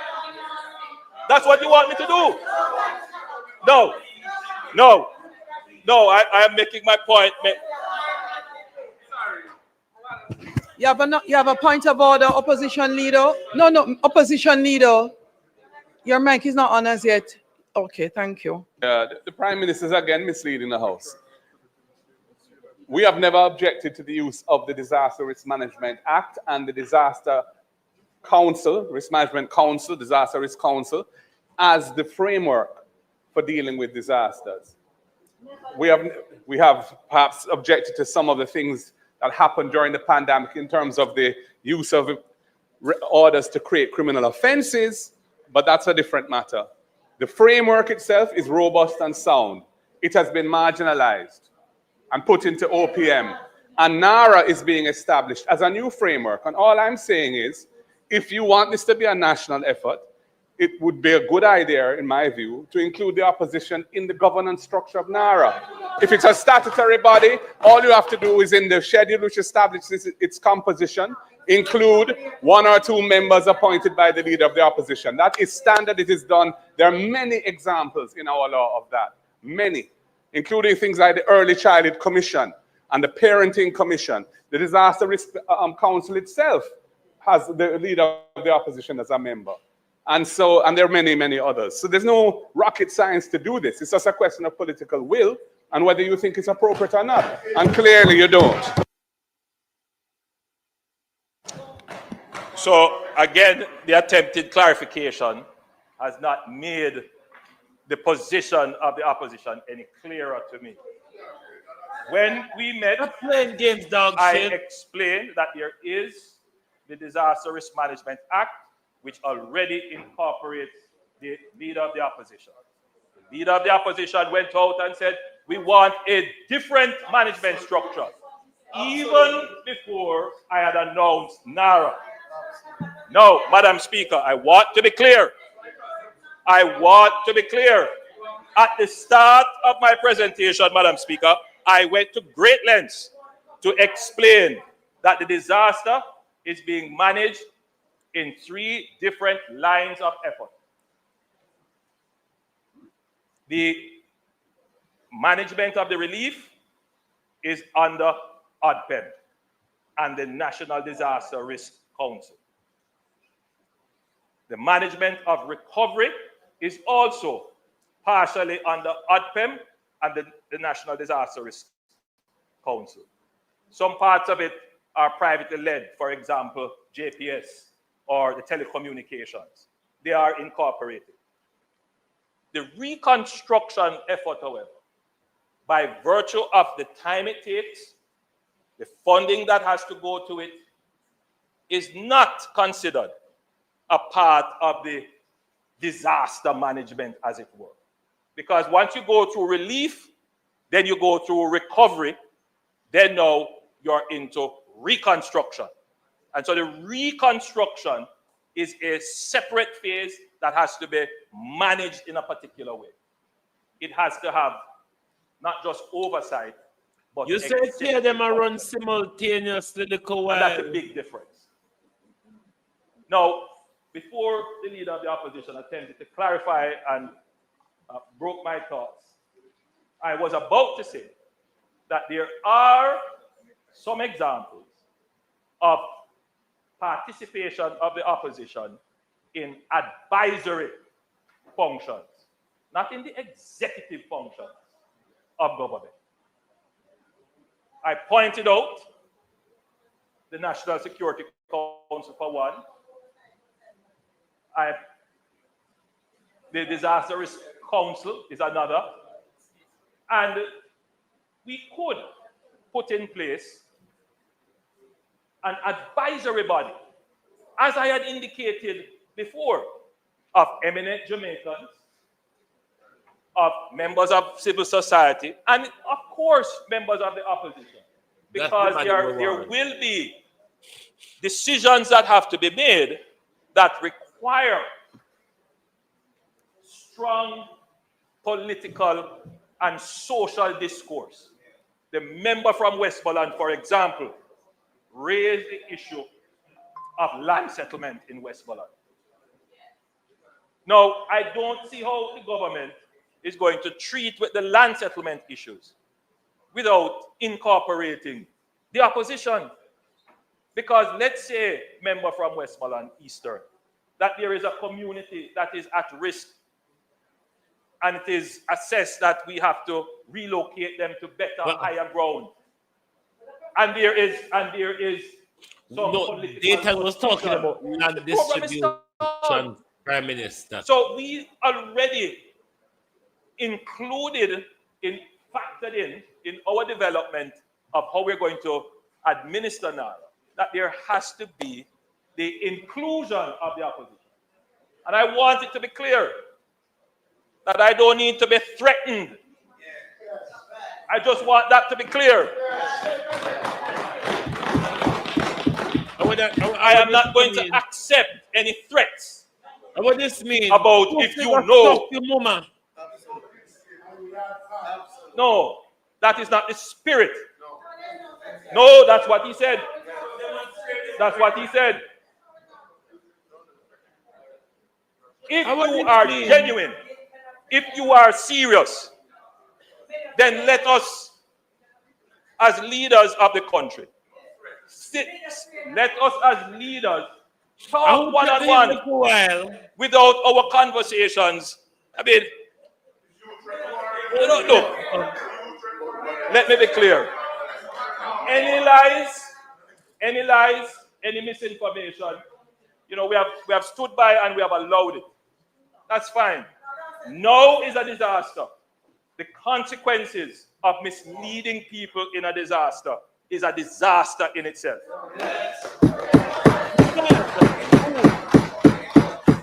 And if you are truly a part of the government, then you must act like a part of the government and be responsible in your pronouncement. I want them.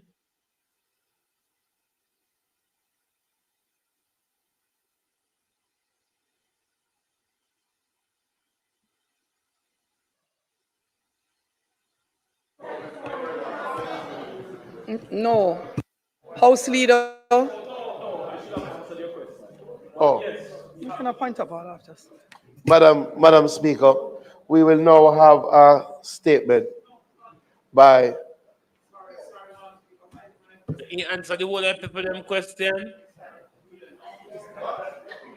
Because he can't answer the people them question, he start the cussing. And so Andrew do all the while when he can't answer question, he just start cuss. Andrew we tongue long too, you know. Andrew Holness we tongue long just like for you. I true we not choose to roll it out Japa dot every day.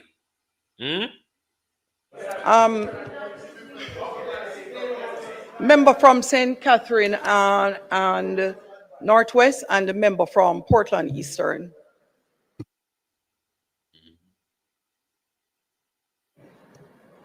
I asked Prime Minister that based on your analysis and the numbers you have received, is the 6.7 billion sufficient?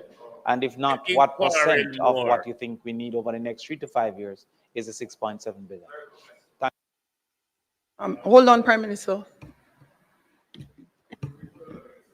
I had raised the issue of your electronic distribution, the moving from electronic and the human rights implications in relation to persons who didn't have IDs and stuff here. $6.8 billion. $6.8 billion is sufficient. We couldn't expect to borrow everything that we need. And we will have to fund some of it from our own revenues, which is why I've been emphasizing that we need to keep the economy going. Let's get back to normal quickly.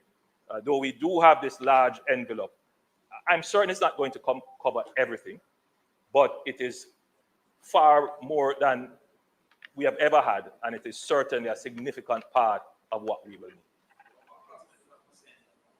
It's very hard to estimate. The asset damage is 8.8 billion. So we have been given 6.7 billion. So that's substantial.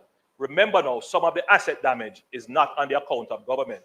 Some of the asset damage would be hotels which are privately owned, you know, businesses which are privately owned. So a large part, in other words, I'm certain that we will cover what is on the government's balance sheet with this amount of money that is left to us. No.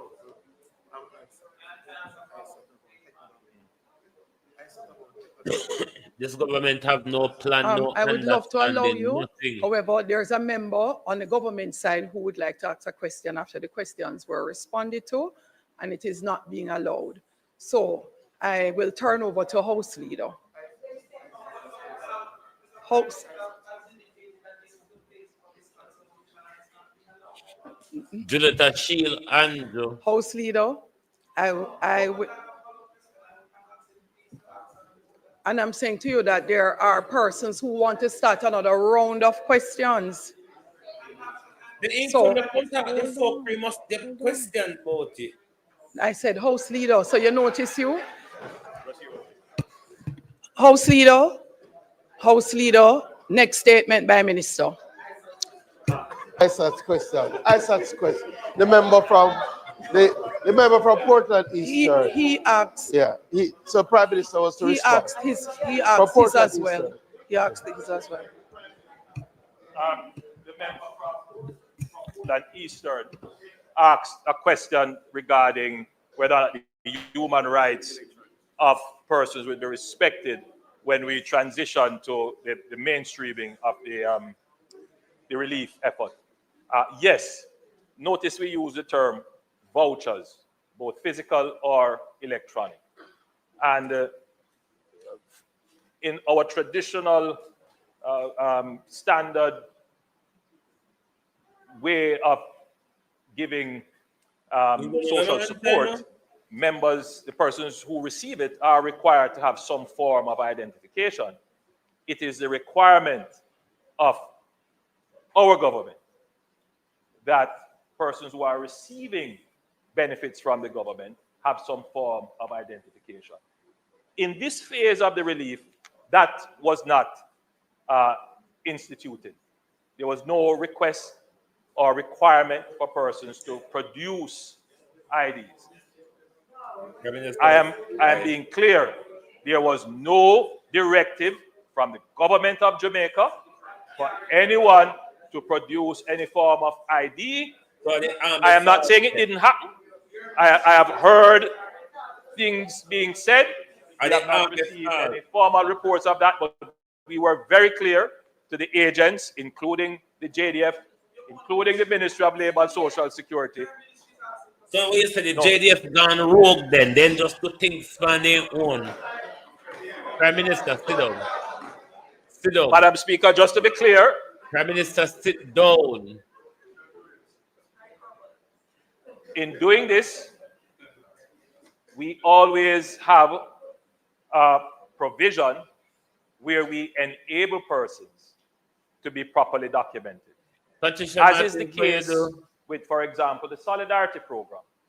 When persons are applying, if they don't have the requisite identification, we support them in getting the necessary identification and documentation. So yes, we want to support and we do protect the dignity of all Jamaicans, and the dignity of all Jamaicans include that they have some form of identification as required. Thank you, Madam Speaker. We do have significant ground to cover today, so I'm going to ask that the Minister of Water, ask the members to appreciate when we go through the questions time and you close and give the Prime Minister a chance to answer, that we know there may always be more that arise, but we ask that we get the understanding so that we can move to the other matters. And we do want to take Minister's chuck to end that debate today as well. So, Minister Samudo.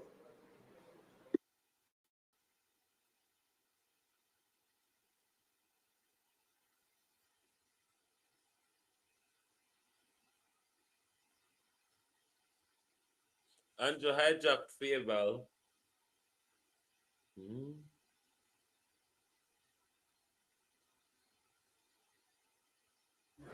Minister of Water, Environment and Climate Change. Thank you. All but title. These things up. Madam Speaker, I rise to update the nation and indeed the Parliament on the outcome of Jamaica's participation at COP30, which recently concluded in Belém, Brazil.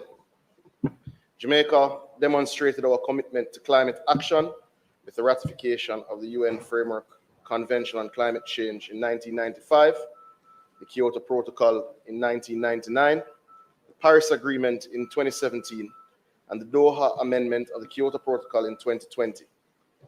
The country has been actively engaged in negotiation across these treaties and therefore has been instrumental in shaping the global climate agenda. A COP, or a Conference of the Parties, is a yearly meeting of countries that are parties to the UNFCCC. It is a formal global negotiating forum where countries review progress under the Convention and the Paris Agreement, adopt decisions, and launch political finance initiatives as well. COP meetings combine formal negotiations, legal texts and decisions with numerous side events, ministerial roundtables, and high-level political discussions. Madam Speaker, COP30 was held between November 10th and 21st and was dubbed the Adaptation COP, the COP of Truth, and held under the theme Delivering Climate Justice to focus on strengthening multilateralism and accelerating the implementation of climate goals. This event and its related sessions provided an opportunity to continue the call for urgent actions needed by the global community. The key discussions, Madam Speaker, included adaptation financing, mitigation action, trading in carbon emissions, building resilience, addressing loss and damage associated with climate change, maintaining the provisions of the Paris Agreement regarding the special circumstances of SIDS and least developed countries, and increasing climate finance. Madam Speaker, I was honored to have led Jamaica's delegation, supported by Ambassador Dale Weber, Special Envoy for Climate Change, members of the Climate Change Branch, and the Attorney General's chambers, and other members of the government, as well as academia. Madam Speaker, Jamaica's participation in the sessions provided an opportunity to champion and advocate for the country's national climate change priorities in the deliberations. This call was made more urgent following October 28th when Hurricane Melissa made catastrophic landfall, devastating over half of the island and changing the lives of every Jamaican and the landscape of the country in the immediate future. Jamaica's mission at COP30 was not only for the country's positions to be included in the final outcomes of the sessions, but that the world would see that climate change demands that we change. Change in how we respect the science, in how we build with resilience, and most importantly, how we finance the necessary activities needed to build resilience and to mitigate future disasters. Change, Madam Speaker, is certainly how we survive. Jamaica's key objective at COP30 was to secure operational, predictable finance for adaptation, resilience, and loss and damage, certainly including access modalities appropriate for SIDS. Anchor and defend the 1.5-degree limit with clear plans and milestones, while also pushing for quicker grant-based adaptation finance and simplified access procedures. With this goal in mind, Madam Speaker, several working meetings and bilateral engagements were undertaken with the following entities to further this target, including, but not limited to, the Fund for Responding to Loss and Damage, the Climate Investment Fund, the IDB, the Caribbean Development Bank, the Global Environment Facility, the NDC Partnership, the Green Climate Fund, and the Coalition for Disaster Resilient Infrastructure, otherwise known as a CDRI. Madam Speaker, I met with the Fund for Responding to Loss and Damage and their team. For note, for colleagues, this fund is housed at the World Bank as per the COP decision of 2028 in Dubai. Of note, the FRLD has a current total of $250 million for disbursement in its first installment commencing December 15, 2025. And each country is able to access between 5 and 20 million with a maximum of 2 projects. Discussions were successful and concluded with the following expectations. An invitation has been extended to the FRLD Executive Director to visit Jamaica on a working mission. A notification was formally given of Jamaica's intent to submit 2 projects to the FRLD, one for budgetary support to government through programs, and the other through a direct access entity, which is likely to be JSIF. These projects would be for water and agriculture sectors. Madam Speaker, these meetings were highly successful. They have agreed to come on that working visit, and they have indicated in writing that they will be minded to support Jamaica's application for $20 million, which is the maximum allowable by country from the fund, and we'll be submitting on December 15th. Madam Speaker, we further met with the Climate Investment Fund. These meetings discussed 2 particular modalities of access to financing, and they really were looking at what you would expect, including microgrids, power solutions for water systems, solar power generators, solar panels, and certainly increased water storage. The 2 modalities that the CIF have include the Clean Technology Fund, which offers clean technology for rapid solutions. The emphasis for Jamaica was on the energy for the water sector, and US $50 million has been made available by the CIF through the World Bank as a part of the World Bank's envelope at highly concessional rates. These to be announced shortly.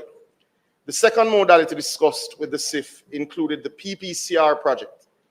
Though previously complete in Jamaica, a request has already been dispatched for an extraordinary allocation of US $20 million to be allocated as grant funding. The intention is to complete the processes associated with this program to allow for disbursement before the end of the calendar year.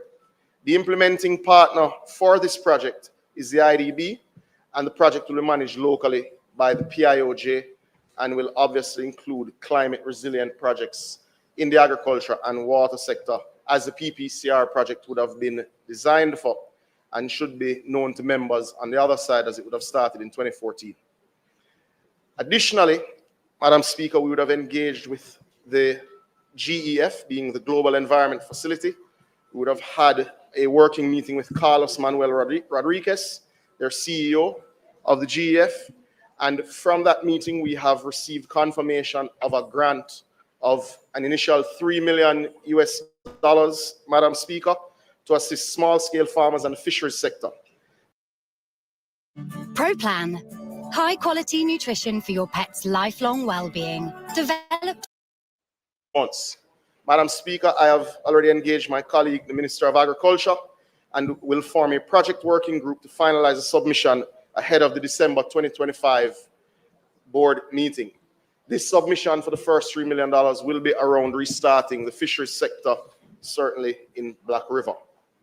Madam Speaker, we further engaged with the Caribbean Development Bank, and from that engagement, for technical assistance, we received a relief grant of $500,000 US to help with the technical work that has to be done for engaging other climate finance agencies.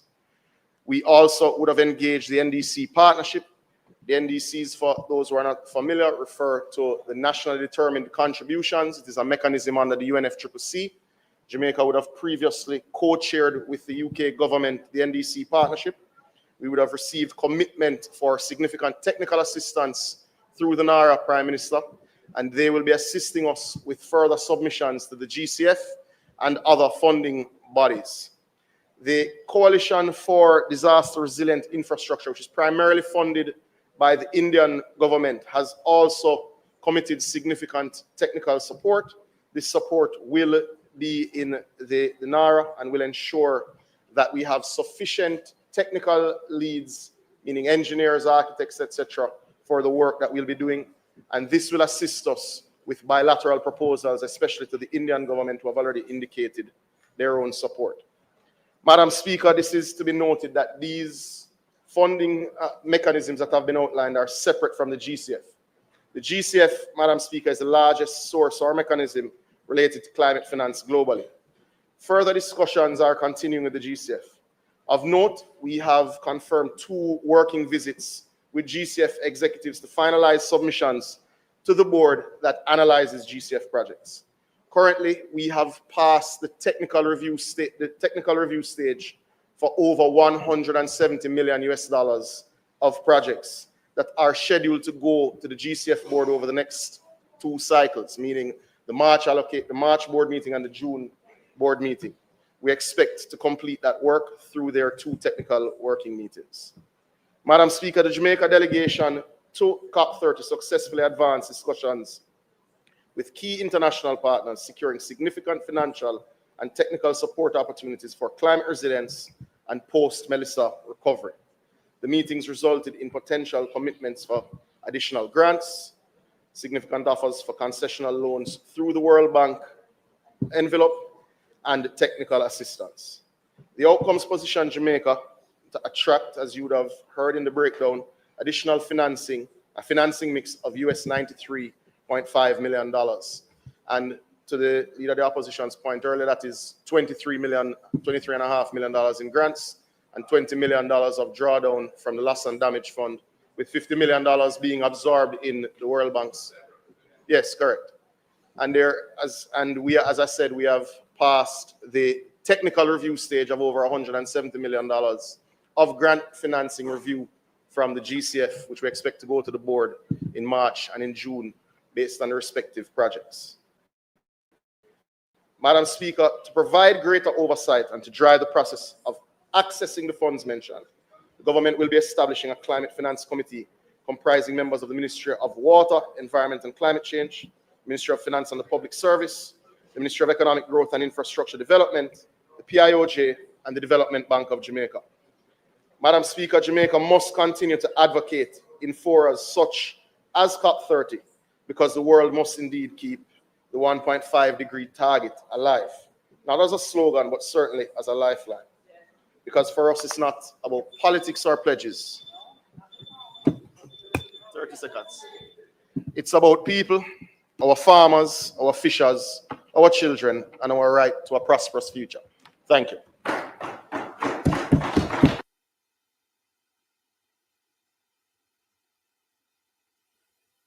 I hope they make case with. Is there anyone from the opposition responding? Response from St. Mary Central. Who's this? Omar Newell go respond?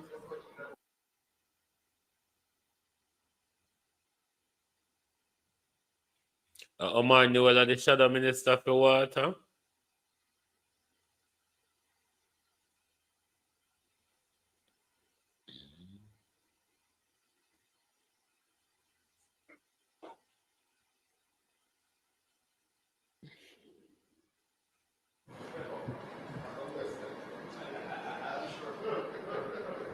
Thank you, Madam Speaker. I thank the Minister for his report on Jamaica's participation at COP30. Climate change is no abstraction for us. It is a lived experience of every Jamaican, especially after the catastrophic landfall of Hurricane Melissa, which devastated more than half of our island and destroyed years of development in a matter of hours. Madam Speaker, I acknowledge the Minister's efforts and the engagement held at COP30. But with the scale of destruction we face, the country needs clarity, not just contact. We need measurable outcomes, not only meetings, but we need a plan to ensure we can properly maximize the possibilities. COP30 was the adaptation COP, yet we have no updated national adaptation plan. The Minister reported extensive bilateral meetings, but I haven't heard a word about our national adaptation plan, which is a foundational instrument required under the global goal on adaptation. Madam Speaker, Jamaica's national adaptation plan is overdue. Without it, we cannot maximize access to loss and damage. We cannot justify adaptation finance, and we cannot coordinate reconstruction across ministries and municipal corporations. This must be tabled and debated as a matter of urgency.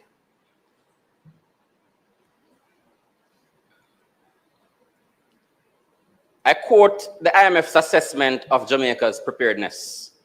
Madam Speaker, in 2023, the IMF, in their Climate Public Investment Management Assessment, stated that progress has been made in the development of a comprehensive climate change policy framework and in planning for disaster risk financing. However, coordination across the central government and with municipal corporations is weak, with no institution positioned strategically to lead either adaptation or mitigation-related investments. This is not the opposition posturing. This is a direct quote from the IMF.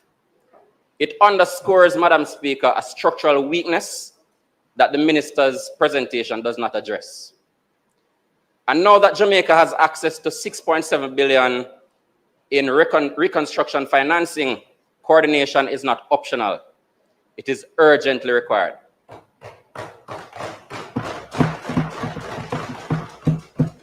Where's the national roadmap for climate resilient reconstruction? Madam Speaker, the minister referenced a proposed climate finance committee. This is welcome, but it is not sufficient. Jamaica needs a national roadmap for a phased move to climate resilient infrastructure, including 1, the identification of the lead institution responsible for climate resilient investment across government. 2, a prioritized and costed project pipeline of roads, bridges, schools, drains, coastal defenses, water systems, health facilities, and agriculture. And learning loss is one of the major consequences of climate change. 3, a financing and disbursement schedule aligned with the $6.7 billion envelope. 4, transparent project appraisal criteria grounded in the 2023 climate change policy framework. And 5, periodic reporting to Parliament on the progress and measurable resilience outcomes. The minister may argue that these do not fall within his portfolio. I disagree. Every vulnerable institution falls within the portfolio, and it is the responsibility of the minister to hold his colleagues accountable to ensure that climate considerations are taken into account every time a policy decision is made. Madam Speaker, without a roadmap, the country will rebuild vulnerable, and this House cannot allow that. The minister reports that Jamaica intends to submit 2 projects to the Loss and Damage Fund. But Madam Speaker, the fund begins disbursement in 2 weeks. We need confirmation of the project concepts, the submission dates, expected timelines for approval, clear identification of the direct access entity. We cannot rebuild homes on intentions. House Leader, the member's time for speaking has expired. Madam Speaker, we actually the member be given 3 minutes to complete his presentation. The question is that the member be allowed 3 minutes to complete his presentation. Those in favor? Those against? The ayes have it. Go ahead, member.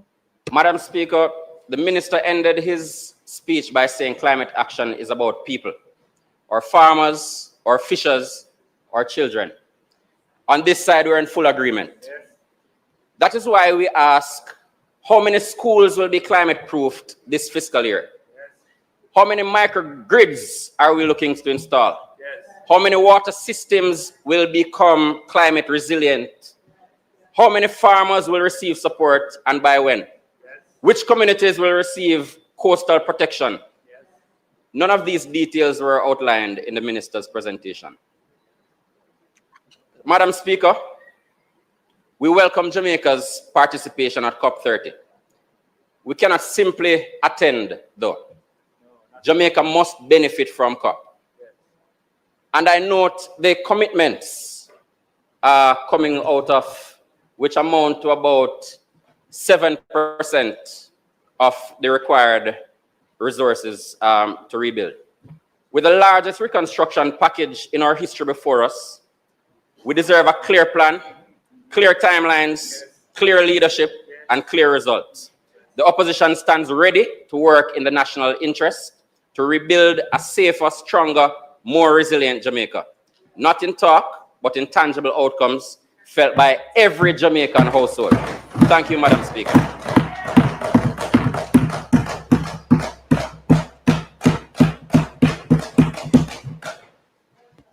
Any questions?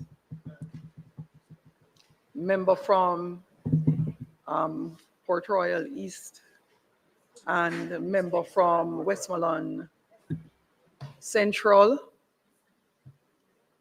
I have not seen anyone else. Go ahead, member from Port Royal. No, it is East Kingston and Port Royal. East Kingston and Port Royal. Minister, just 2 clarifications. I just want to be clear that you mentioned that $20 million will be available by the 31st of December under the PPCR project. This is definite, not the financial year, but the end of December. All right. Secondly, in relation to the institutional framework, we're still not too clear of the role of the Development Bank of Jamaica and the JCIF. Probably you could use this opportunity just to explain how they fit in to the matrix, and in that regard also to be specific about the role of the ministry as part of the implementation arm.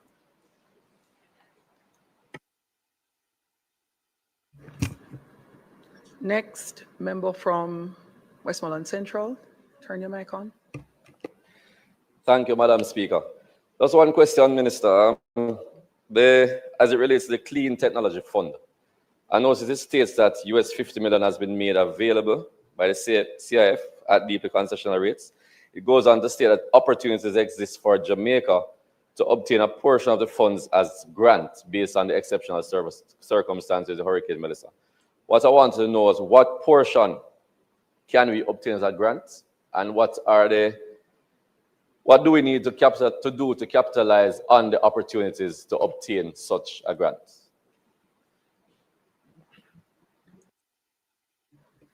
Minister, may I proceed?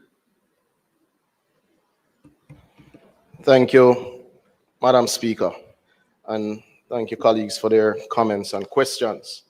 The first one to be addressed is under the UNFCCC framework and the Paris Agreement. The NAP is not past due as was suggested, which is the National Adaptation Plan. In fact, you had to submit your updated NDCs, which is your nationally determined contributions, in September, which Jamaica met its deadline before you could table your NAP or your LTS, which is your long-term strategy for emissions reductions ahead of 2050. So Jamaica is actually on time and in line with its commitments. To note, in its first NDCs, Jamaica would have been 11th in the world to submit its NDCs. We have, I think we're third in the region this time around with our updated NDCs, and our NDCs in the region were the first to contemplate land use, were the first to contemplate carbon capture and blue carbon from your mangroves, and indeed your carbon capture capacity off of the Pedro Keys. And yes, clearly speaks to your adaptation targets. But Madam Speaker, it's important for those watching both in the House and at home to understand that this was a statement about Jamaica's participation in COP and not a broader thesis on Jamaica's climate change realities, which I'm happy to give the member at the appropriate time. However, I think it's important that we note and be very clear, because these are international obligations.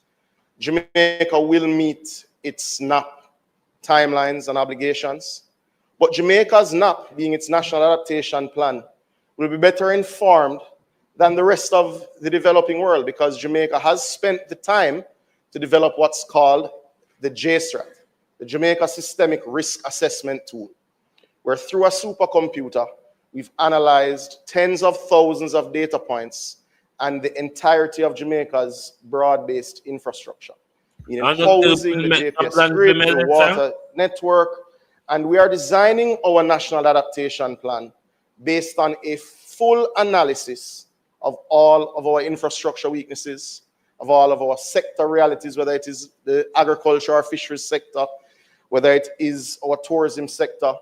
It will create the roadmap to adaptation targets. But let's be very clear.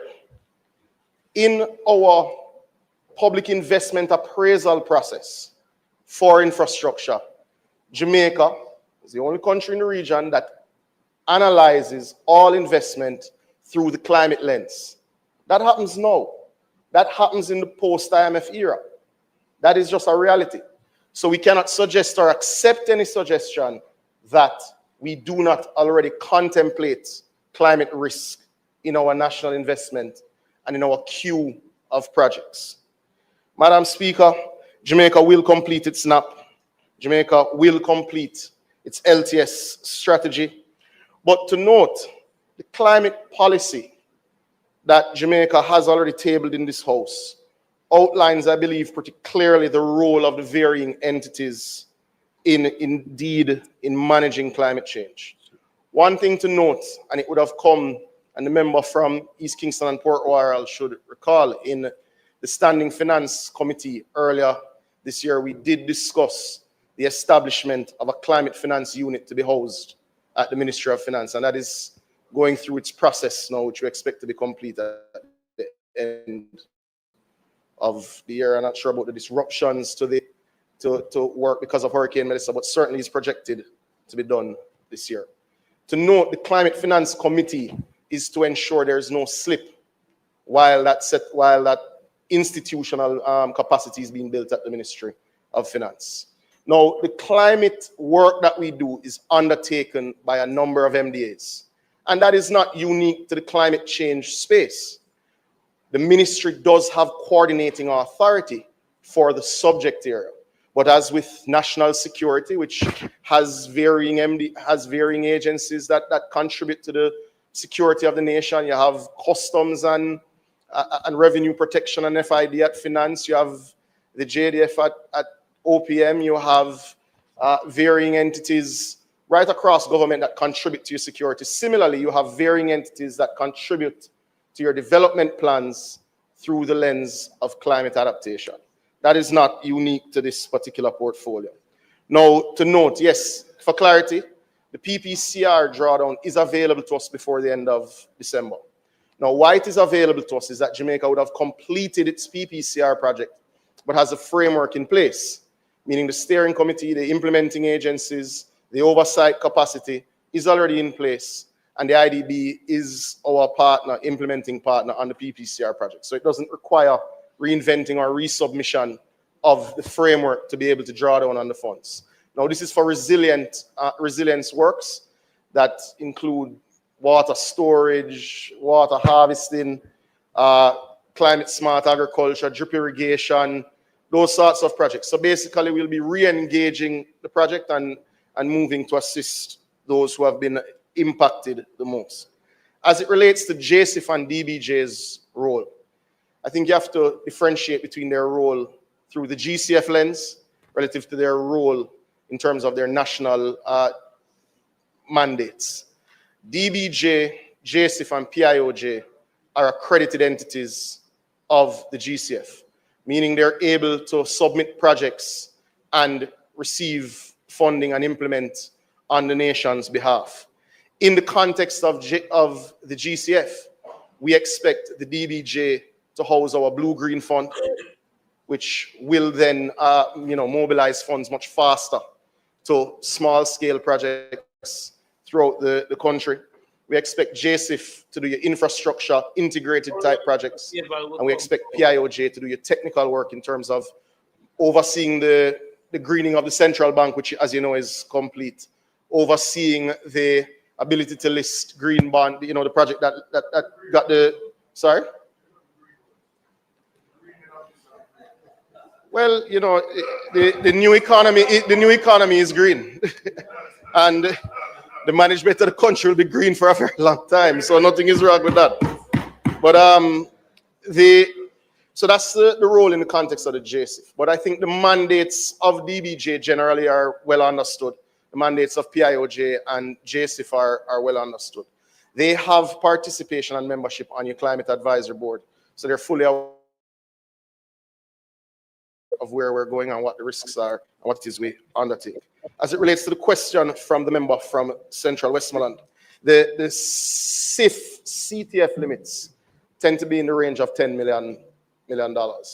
Because this has been made available to us through an emergency response window, you wouldn't have had a project sitting, waiting in that space. What they have said to us is they've already made available the $50 million to the World Bank as a part of their envelope at deeply, deeply concessional rates. But there is route for Jamaica to submit a project in the range of $10 million that would be converted to grant financing as opposed to debt financing. I think that answers the questions, Madam Speaker. I thank you. Thank you, Minister. House Leader. Madam Speaker, I now ask for the recommittal of announcements and notice of motions orally.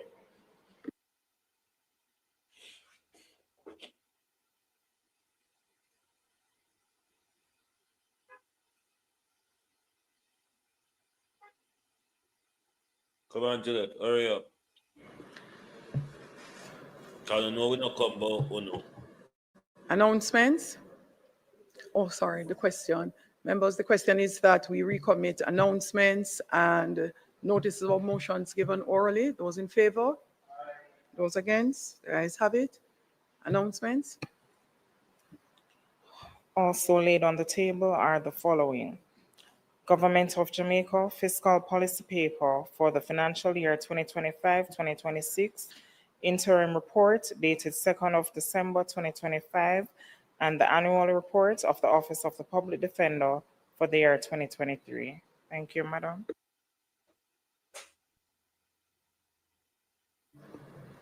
Notices of motions given orally. Finance.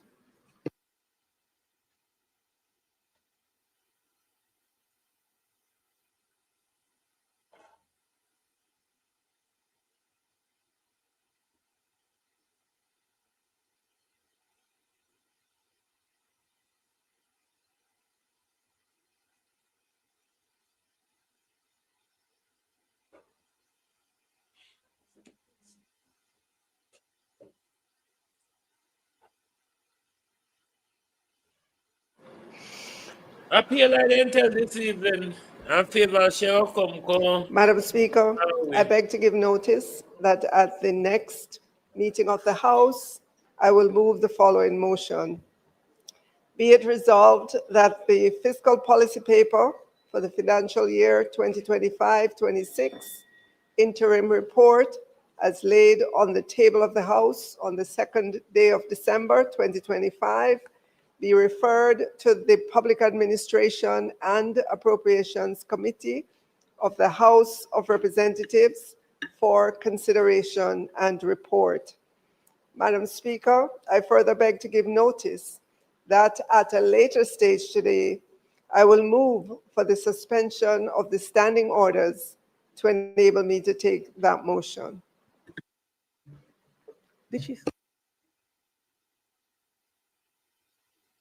Public business.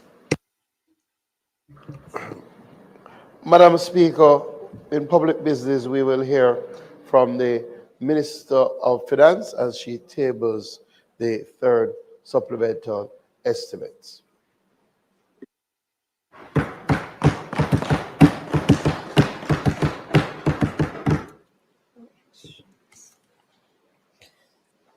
Madam Speaker, I now move for the suspension of the standing orders to enable me to take the motion, notice of which I gave earlier.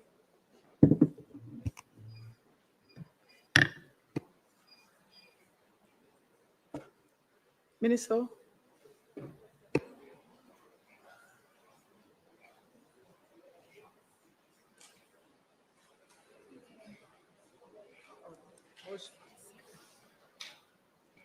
We're waiting. Madam Speaker, I now move for the suspension of the standing orders to enable me to take the motions, notice of which I gave earlier. You will hear that. Question is that both motions, the standing order be suspended to take both motions. Those in favor? Those against? The ayes have it.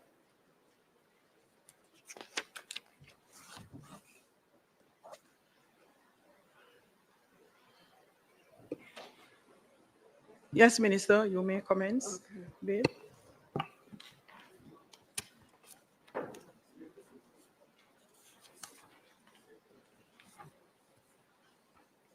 Hello. Madam Speaker, before I table the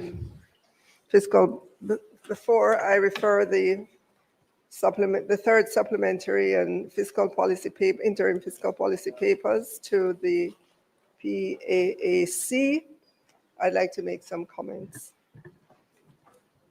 Madam Speaker,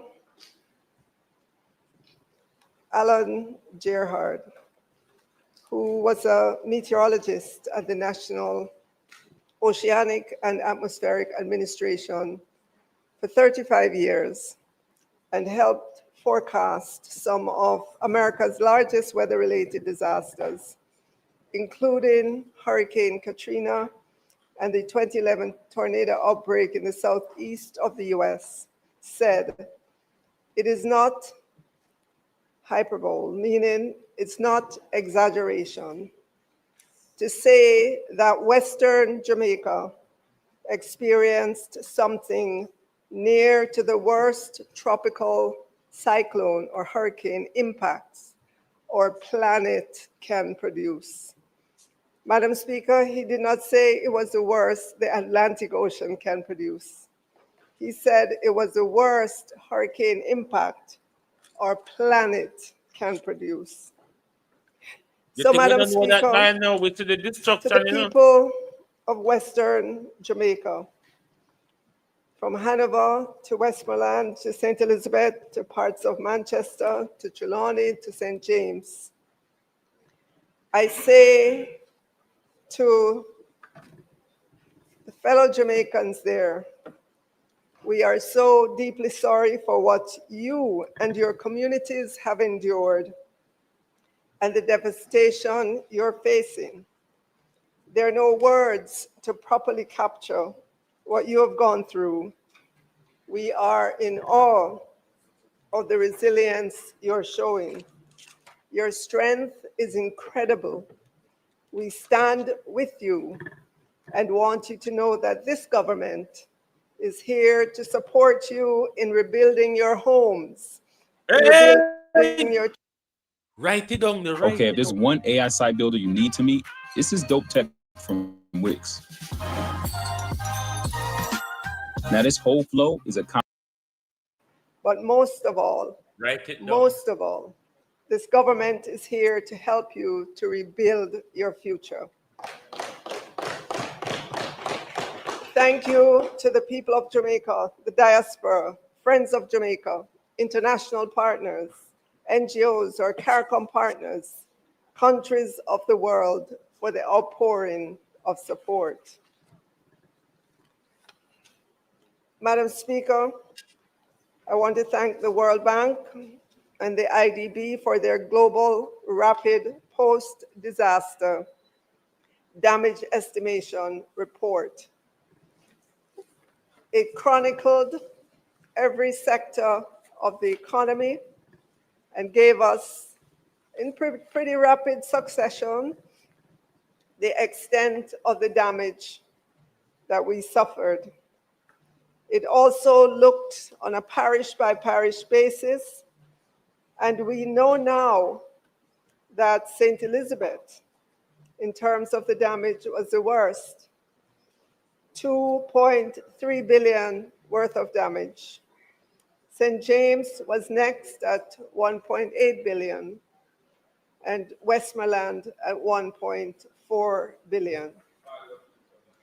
Value of residential damage, including content, total non-residential damage, including content, total infrastructure damage, total agricultural damage.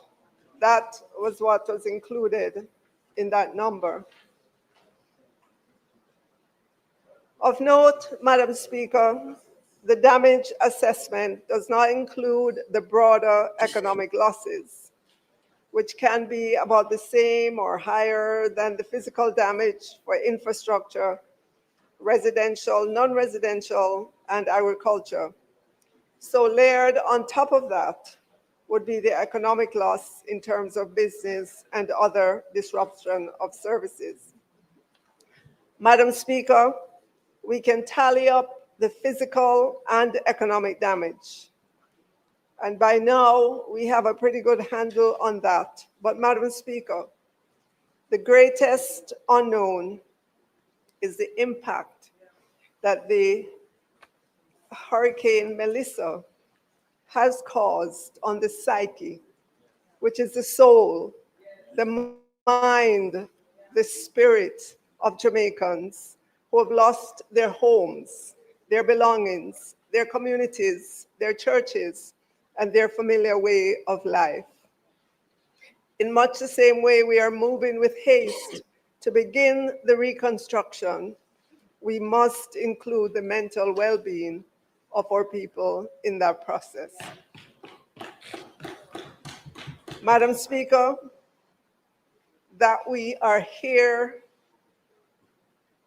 sitting, and in my case standing, talking about the damage means we're alive to see this day. Not so. Several persons who were reported to have lost their lives. We grieve with those families and ask God's blessings on the families and friends as together we assist them to rebuild their lives and their dreams. Madam Speaker, this government's steadfastness in remaining true to fiscal prudence, despite the siren song of some who wanted profligacy and run with it budgets, or steadfastness has served us well. For 10 straight budgets, we have demonstrated a resolve through different ministers of finance and different administrations over on this side. Jamaica must emerge from being always in need of a program to keep its finances on the straight and narrow. Madam Speaker, there was a particular chart that I had in my budget speech in February of this year, and it had to do with our framework for national natural disaster risk financing. And at the time, I said, Madam Speaker, the commitment of this government is to continue strengthening our multi-layered national natural disaster risk financing and to fill in any gaps that we have. And at that time, in February of this year, I announced that by March of this year, we would add another instrument for an amount of Jamaican 6.5 billion to bring the total of what would be available to Jamaica to 130.6 billion at that time when I addressed the House in February of this year. And I also said, of course, how much we can access will depend on the severity of the disaster. Well, Madam Speaker, we know now how much was available and how much we were able to access. Madam Speaker, as I said then, that we're continuing to expand our disaster risk financing. Now I'm already speaking with our international partners, and I can report that our disaster financing with Caribbean Catastrophe Risk Insurance Facility was already reinstated, Madam Speaker, up to the US 91 million, and we are discussing increasing that coverage. Of note, Madam Speaker, CRIF, which is what we call them, will be launching a micro home insurance product through Guardian this month in Jamaica, designed for workers. This is the beginning of building a culture within our population of having insurance for their homes. The microinsurance market is developed and is cost effective. We will begin that journey with Jamaicans, and we will begin developing that culture. Yes, Madam Speaker, the World Bank and the IDB in their report said that Jamaica maintains one of the Caribbean's most advanced sovereign disaster risk financing system, including contingency funds, I wonder which biometric one of them insurance, friend have and the sharing US a Guardian 150 life in a million World Guardian. Bank supported catastrophe bond intended to provide rapid post-disaster liquidity, which was triggered on November 7, 2025. Madam Speaker, Jamaica's resilience is often described as legendary, not because the country avoids natural disasters, but because of the remarkable speed, spirit, and consistency with which its people and economy recover from devastating shocks. This characterization stems from several key historical and cultural factors. Madam Speaker, the speed at which Jamaica has historically bounced back is a primary reason for this reputation. If you recall, Madam Speaker, Hurricane Gilbert in 1988, despite it being one of the most powerful and destructive storms ever at that time to hit the island, the tourism sector, for example, largely reopened within weeks or months, demonstrating an immense collective effort in cleanup and repair. Recall as well, Madam Speaker, the Herculean collective efforts during COVID 2020, 5 years ago, and how quickly we bounced back from Hurricane Beryl in July of last year. Within 2 quarters, our economy had begun to rebound. Our resilience, Madam Speaker, is also in the sectoral bounce back. In particular, our economy has shown an ability to activate the construction sector quickly after a storm, channeling rebuilding efforts into immediate economic activity that aids recovery. Additionally, Madam Speaker, in the agricultural sector, the Minister of Agriculture, Fisheries and Mining has reported that farmers are back in the field already. Yes. Madam Speaker, Madam Speaker, we only have to reflect that Jamaica's economy was surging before Hurricane Melissa. Yes, it was surging. Yes. So, Madam Speaker, our popular phrase, "we little but we tallow," translates roughly to "we are small but we are strong." It encapsulates a cultural mindset of defiance, determination, and pride in overcoming adversity, whether economic hardship or natural disaster. Madam Speaker, at the economic and institutional level, Jamaica has built systems to manage disaster risks that reinforce this resilience.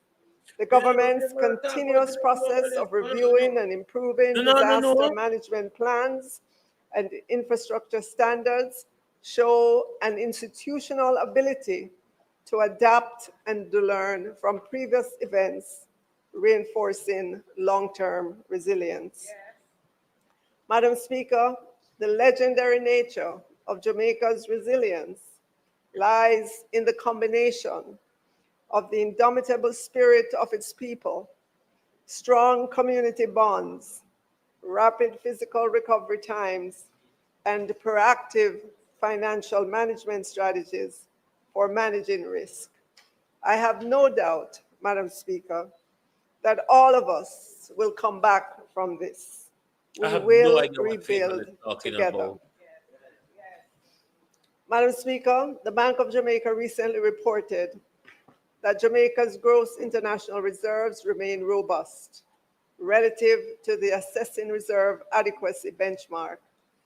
At end of October 2025, the gross international reserves amounted to US $6.2 billion, which was US $487 million higher than the outturn at the end of October 2024.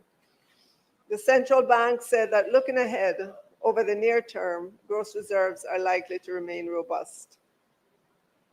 Madam Speaker, I quote the Bank of Jamaica's report because this Hurricane Melissa has demonstrated beyond a shadow of a doubt why we must have strong foreign currency reserves. In periods of disaster, whether that disaster is external to Jamaica but has an impact on Jamaica or natural disaster, having strong foreign currency reserves gives us flexibility. We don't have to worry as to whether or not we can pay for medicines, building supplies, equipment, or anything else needed to quickly get Jamaica and its people and the businesses back up. Madam Speaker, the foreign currency reserves is like your rent money. You should not party with that rent money. And so my message today, Madam Speaker, is one of hope. We will rebuild homes, churches, schools, businesses, lives, livelihood, our telecom network, our electricity grids, hotels, roads, our produce, our vegetable crops, fishing villages, animal farms. Today, we construct temporary containerized homes because we must move fast to put those who are still without any place to go into a safe place with a roof over their heads. Some place for them to cook their own meals and some place for sanitary convenience. But even as we build temporary structures, we're planning the work to build permanent houses on lands that are not swamplands or vulnerable to slippage. Today, Madam Speaker, we give food packages and hot meals to those who have lost everything, but alongside that, we're helping to restore livelihoods and put persons in a position in which they can begin life anew. Today, Madam Speaker, we clear roads and replant the electric poles that have been scattered by Hurricane Melissa. Tomorrow, we build highways that are climate resilient, promote efficient connectivity, and have underground conduits for electricity, grid, and telecommunications network. And so, Madam Speaker, in my message of hope, I say to Jamaicans, especially in the West, never will we leave you, never will we forsake you.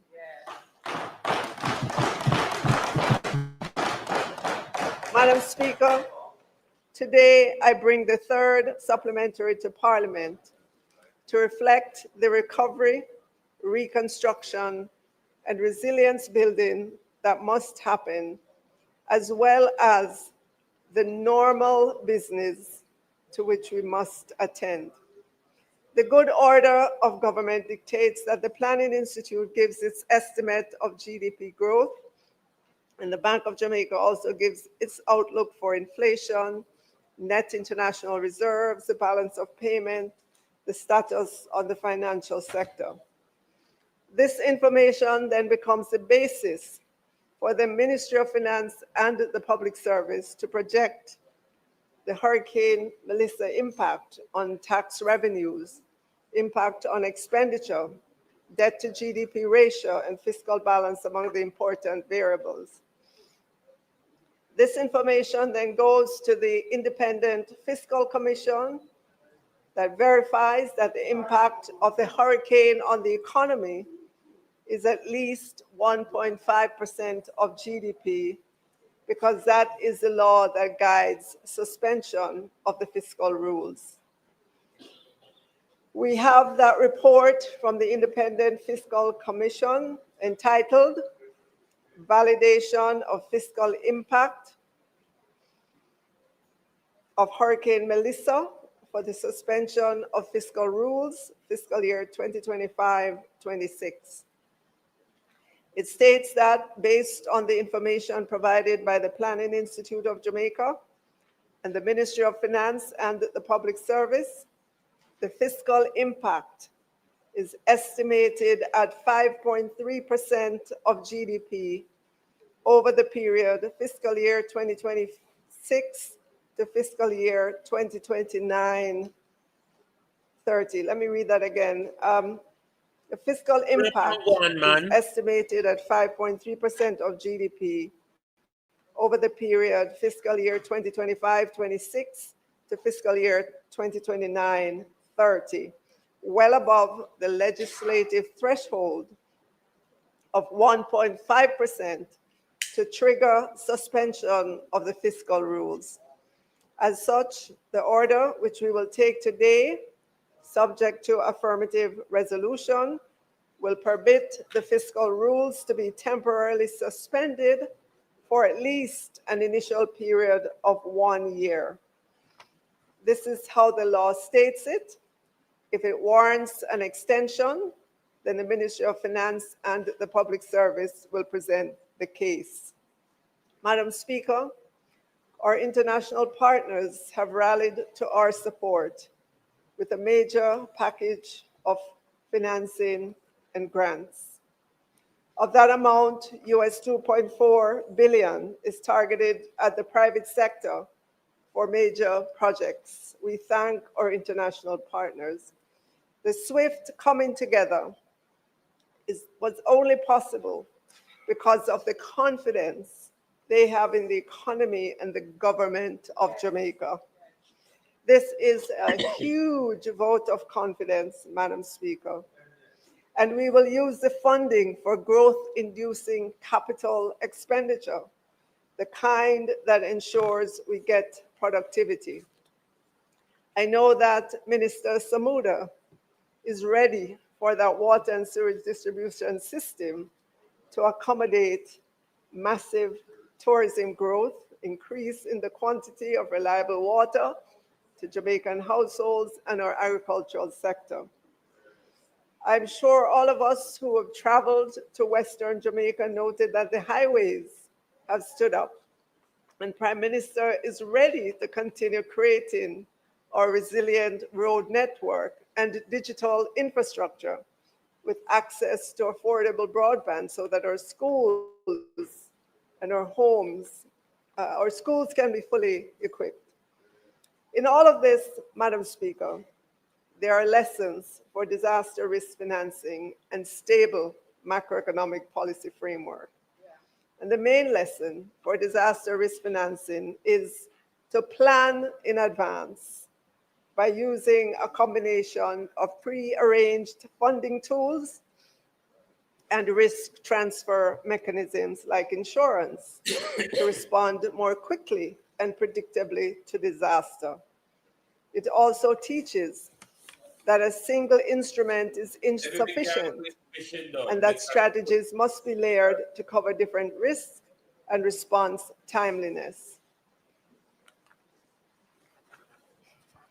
Madam Speaker, embracing stable macroeconomic and fiscal discipline is a culture and a discipline that we will continue to build because it provides the cushion for disasters such as this, in which our real GDP is currently projected to decline by 4.3% for fiscal year 2025-26, compared to the growth forecast of 2.2% presented in the annual fiscal policy paper in February 2025. Over the medium term, Madam Speaker, real GDP growth is expected to average in the range of +1% to 2% as the economy recovers from the contraction projected for this current fiscal year. Big Minister We of also Education expect can barely inflation to read. stabilize within the target range of 4 to 6%. In the external sector, the current account as a percent of GDP is projected to remain in surplus, averaging about 0.7% over the 3 years following fiscal year 2025-26. Madam Speaker, our debt to GDP, which is a number that I know many Jamaicans know and follow.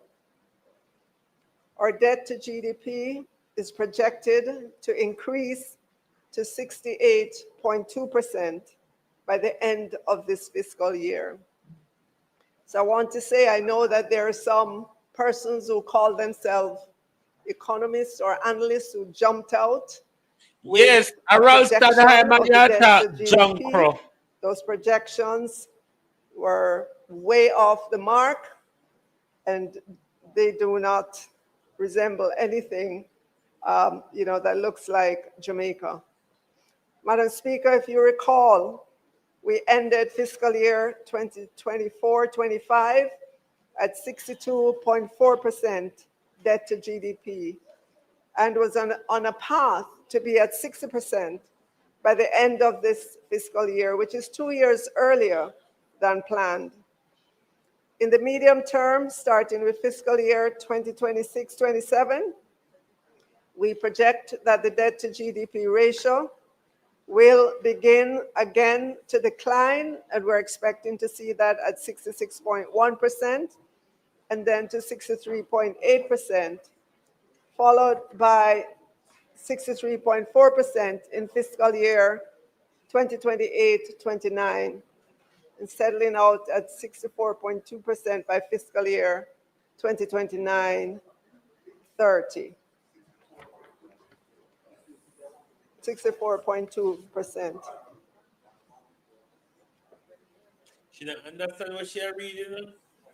So, Madam Speaker, with the announcement yesterday from our international partners As you heard the Prime Minister say, a virtual meeting this morning, in which they heard from the Prime Minister and other conversations that we've been having.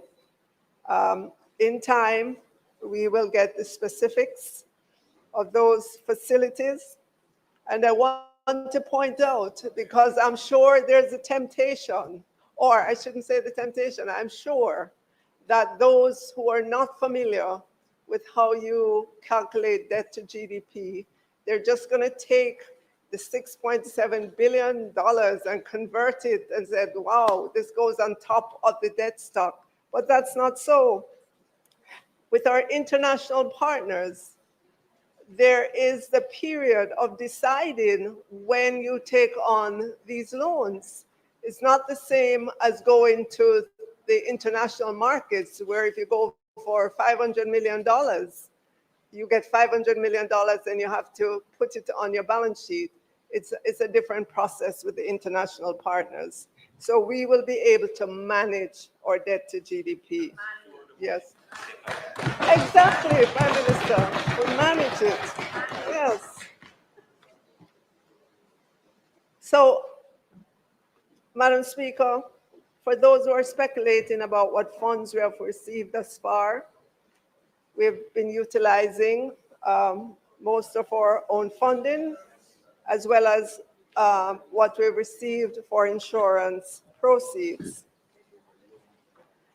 And I'd like to say, as we go forward, we will obviously increase the granularity of what we report on, but I can say that I can report that all in-kind supplies that were consigned to ODPEM will be accounted for. You heard Prime Minister talk earlier about the system that is becoming available there. At our seaport and airports, all of the in-kind that passes there for individuals, companies, charities that come through customs will be accounted for. Already, I have a report from customs that shows me the value, how many persons or how many, what was the input through the customs system. Individuals who bring suitcases or of supplies for families and friends via their checked or unchecked baggage on flights, obviously, that's not going to be accounted for by the government. Cash and kind sent to the opposition, families and friends, obviously is not going to be accounted for by the government. So if anybody wants to know how much the opposition has received, this is a question that should be put to the leader of the opposition and the shadow spokesperson on finance. We're not concerned about that. We're concerned about the We are government. also aware, Madam Speaker, that there are many entities. There are many entities.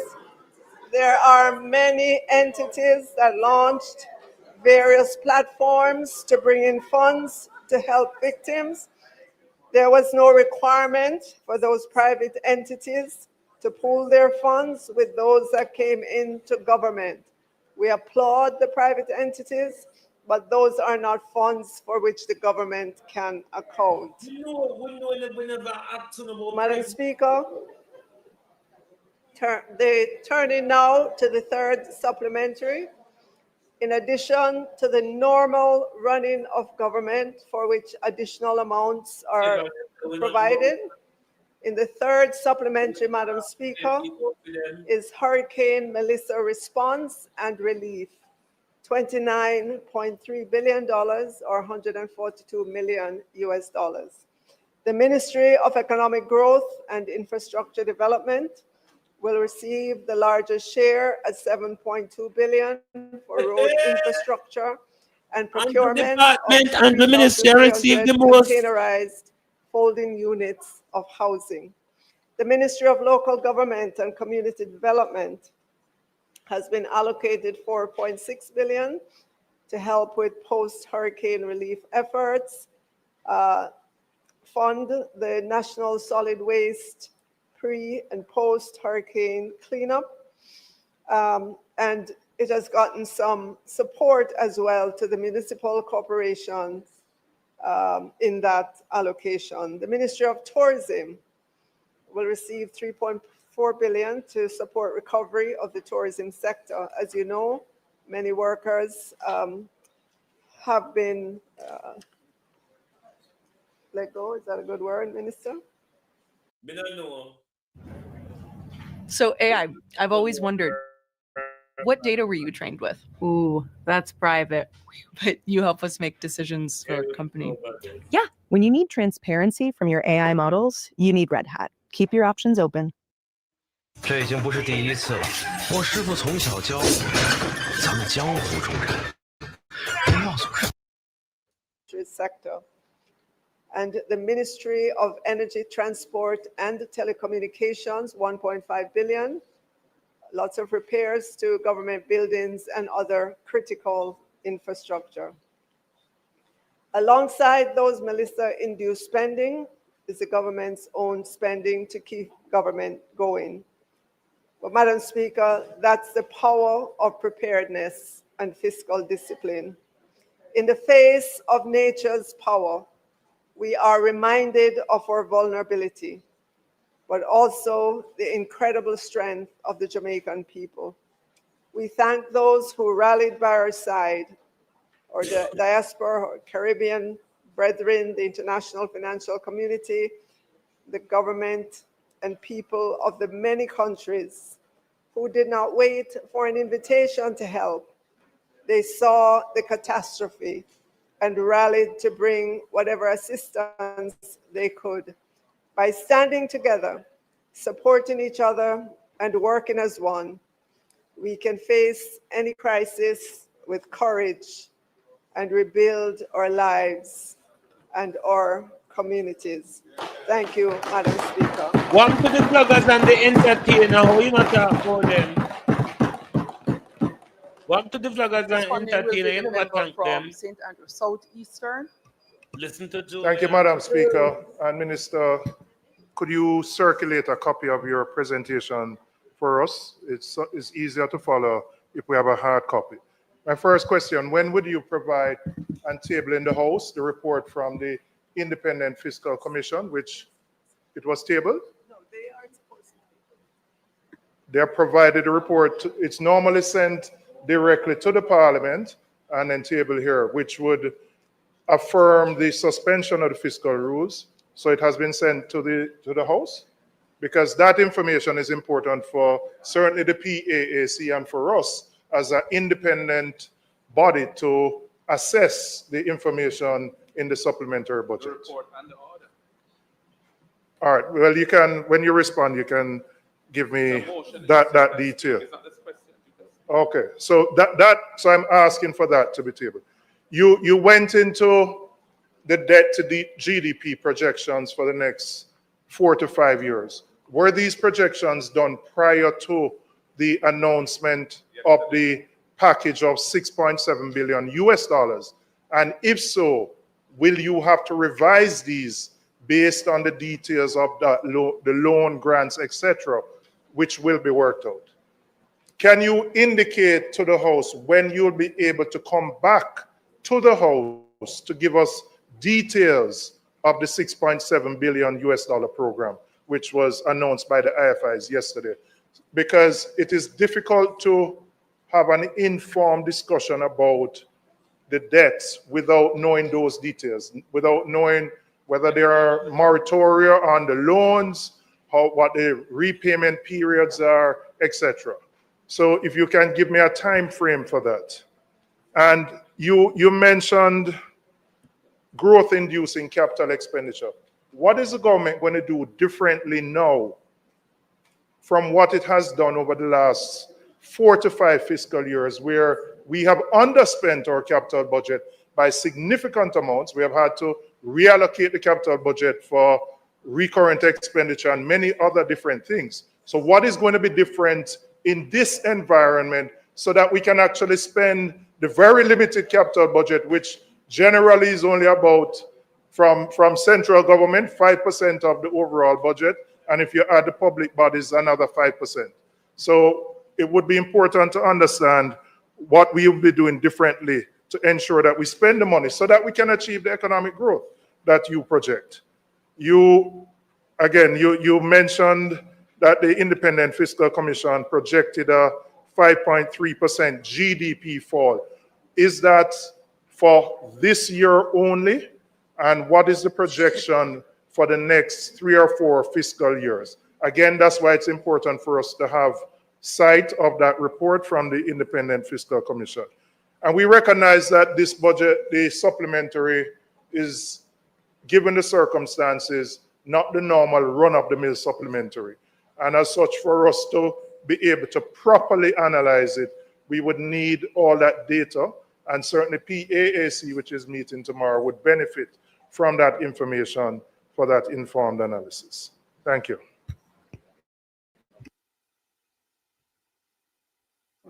And next, the opposition leader, and after that, the member from Portland Eastern. And then, thank you, Madam Speaker. My understanding is that this is a motion. Stand. Yeah, it is. And we're debating a motion. Oh, yes. Yeah. Thank you. Minister, it really would have been helpful if you had circulated a copy of your presentation to us, because there is a lot of detail and important information in it. And it's much easier to follow and respond to that if we have it in writing. So I'm hoping that that will be done. Minister, first of all, when we're discussing the disaster risk financing framework, I think it's important to recognize the work of others who helped to put that in place. In particular, I want to acknowledge the work, the seminal work that was done by then Minister of Finance, Dr. Omar Davies, in the development of the CRIF as a Caribbean model, a regional model of parametric insurance, which has, we have been able to benefit on this occasion by some over 90 million US dollars. So I think it's important, and I want to put that on the record of the House, because sometimes those contributions tend to be overlooked. Madam Speaker, we have a fiscal policy paper here, which I look forward to reading, but just on a quick glance at the content of it in relation to the public debt stock, clearly it was prepared in advance of what was announced yesterday by the multilaterals and that very large financing package which Jamaica is being offered of 6.7 billion US dollars. The projections in the fiscal policy paper, therefore, I assume are predicated on the state of things which existed before that financing became available.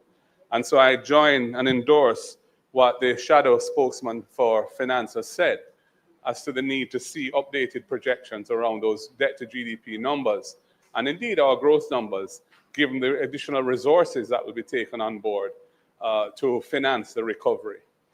Madam Speaker, you haven't mentioned anything about amending the Financial Administration and Audit Act so as to push back the target date for the debt to GDP ratio to be achieved. The projections you have here indicate that it will not be achieved by the target date of 2028 March, which we understand. But suspending the fiscal rule is one thing, and moving the target date for achieving the desired ceiling on debt is another thing. So you need to tell us when you plan to deal with that.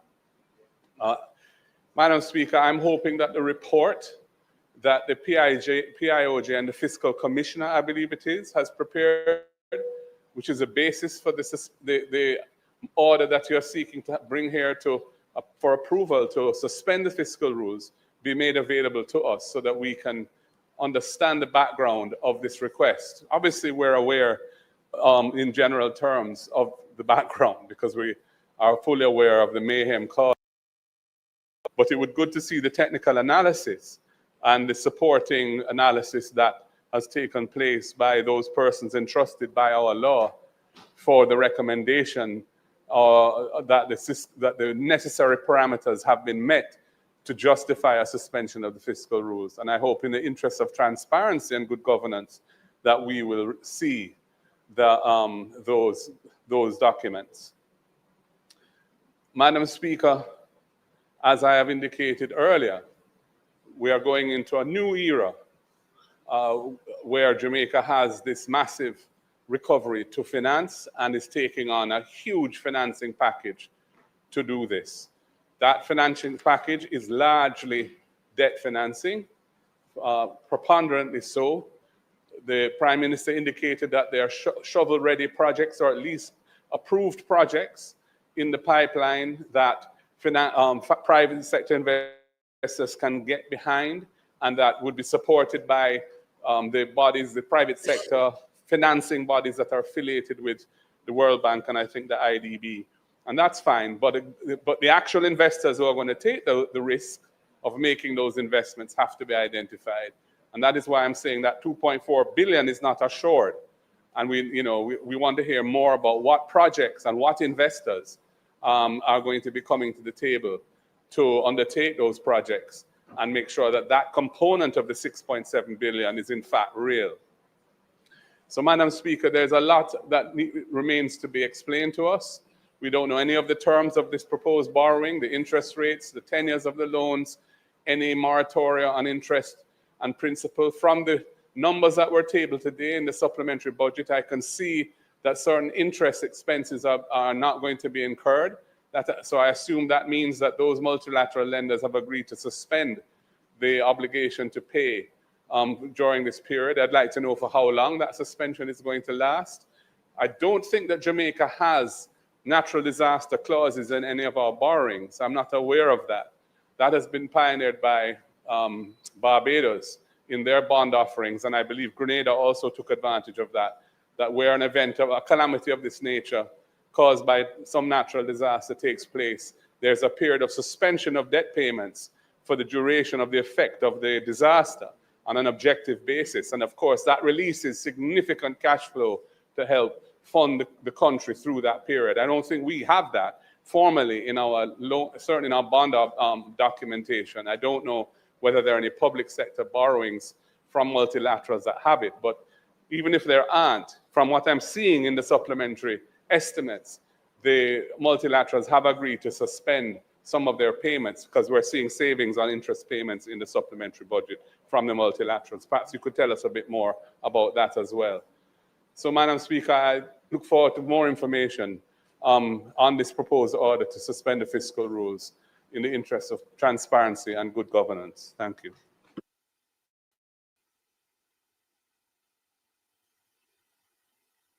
Before you is the member from Portland Eastern, and then the member from East and Port Royal, Kingston, East and Port Royal. Go ahead, member. Thank you, Madam Speaker. Minister, I would like to ask what would have informed you in relation to your decision for the importation of container homes, which are not yet here, and spending or foreign exchange to do so? And was there a comparison? Was there a comparison between whether or not it would be more feasible to actually build starter homes using concrete that would certainly stand up to a Category 5? That's the first question that I'm asking. The next question, the next question I'm asking. Oh, I know, but I'm asking that I would like you to answer that question though, in terms of helping me. The next thing I'd like to know, if it is that, as you would have said, that there is a projection of 68% for the debt to GDP. How is it consolidated where Melissa is said to have wiped out 41% of our GDP? How can you consolidate that? And the next thing that I would like to know in terms of a contribution to what you're doing, there was a mentioned last week in relation to the use of a loan to JPS. Minister, is there a decision on your part in the event that JPS is unable to come up with the remainder, if the government is prepared to lend JPS the entire amount so as to ensure that we're not at a loss. And that I'm asking you, Minister, to just give me some clarity on that. Thank you.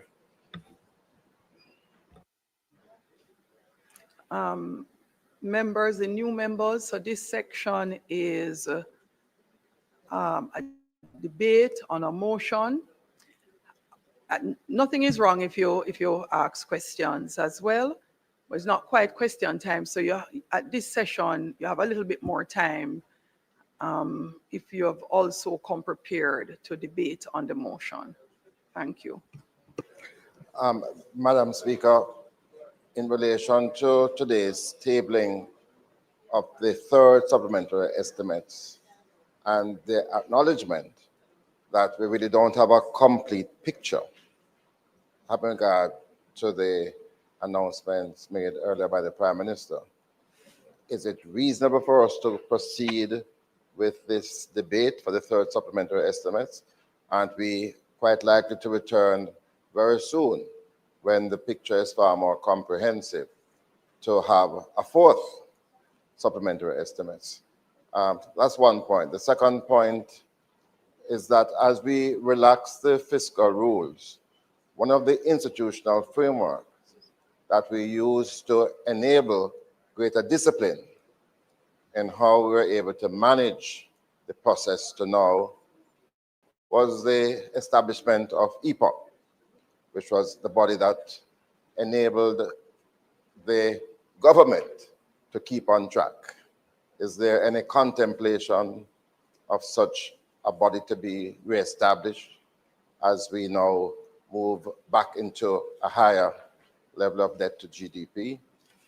And thirdly, in relation to the JPSCO loan, last week we weren't able to get details on the specifics of the loan, such as what interest rate is being charged, and very importantly, in the event of a conversion, what value of the assets has been determined.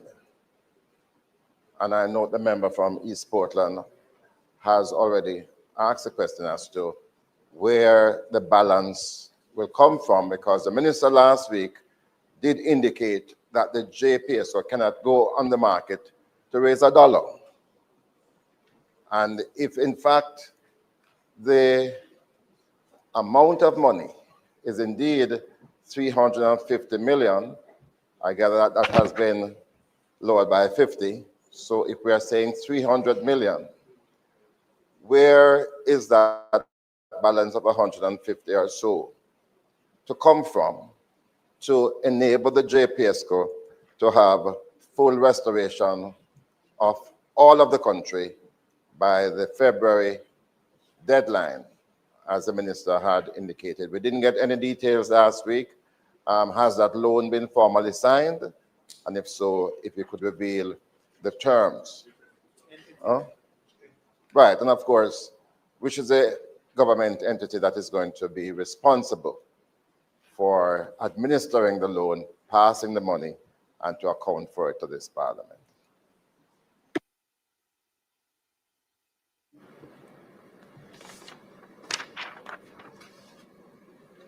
Member from Westmoreland Eastern, you're next. Thank you very much, Madam Speaker.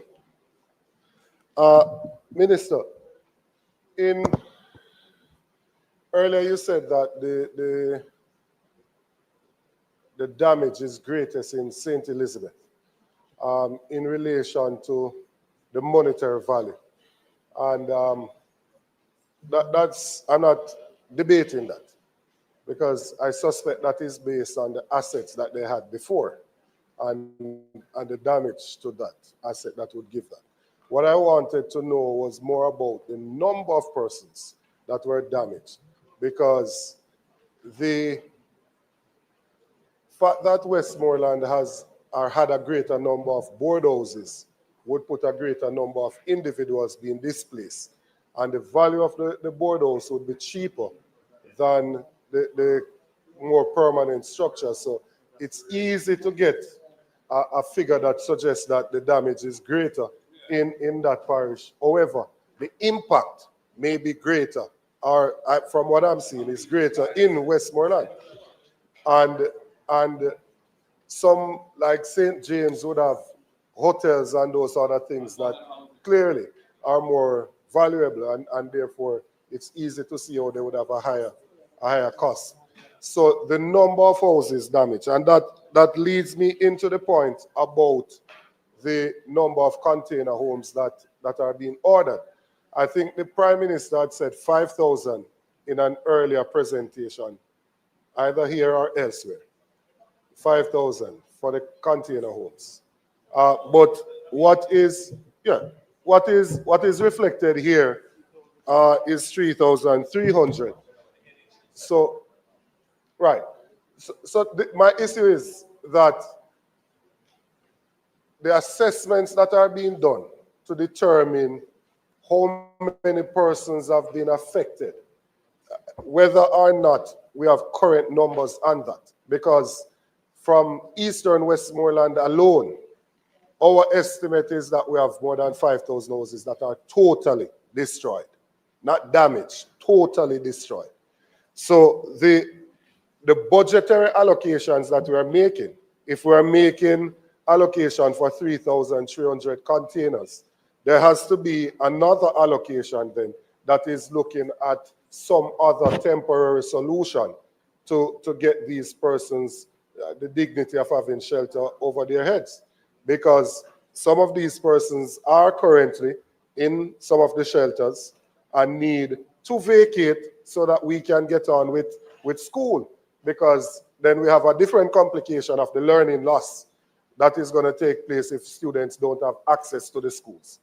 And you have persons who cannot benefit from a container home because they cannot get to the location because of the terrain. So the container home is going to require that you have to use a crane to take it there and to stand it up. If the crane can't gain access to where their piece of land is, their plot of land, then they wouldn't be able to benefit from that. So there has to be a different solution to give them a temporary solution, which needs to be budgeted for, which I'm not seeing here currently. So I'm just saying that I think we need to get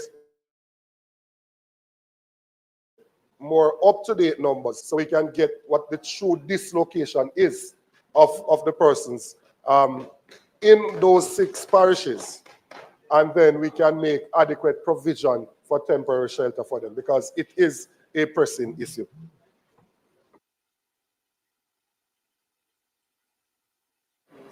Next is the member from St. Andrews Southwest. For you, Minister. Thank you very much, Madam Speaker. Minister, I wanted to follow on from where the member from Westmoreland Eastern was talking, the last point made. I was intrigued by the metric you used to value the damage. And I was thinking that if we look at the total damage, what metric are we using? All the metrics that we can. For example, what is the value of a board house versus a concrete house? What's the value of any house totally destroyed? How do we value that? What is the value we put to the trauma of the number of individuals in a parish, which would then be subject to more people, a higher level of trauma? How is that valued, and how is it compared? What is the value of lives lost? There are some parishes, some constituencies where more persons have died than other places. How do we value those? Yeah? And I guess by now you realize that what I'm saying is that there are different ways of valuing it. All of them valid. All of them valid. And all of them would probably therefore have a different ranking of priority depending on what we use. So I want us to be very clear on that and to make sure that as we seek to rank these constituencies, these areas, that we take all of this into account. So that's one. I was also thinking, Madam Speaker, to you, Minister, that as we move to use the fiscal space that is being created and to spend the financial resources that we are looking at now, whether it is for relief, for recovery, for reconstruction, that it is important that all Jamaica having made the sacrifice, the space now being created, that the benefits accrue to all Jamaicans. And I know that the Prime Minister, and maybe you yourself, Minister, might get a little touchy when I speak about all Jamaicans, because again, I want to talk about the importance of not being partisan. Yeah? No, it is.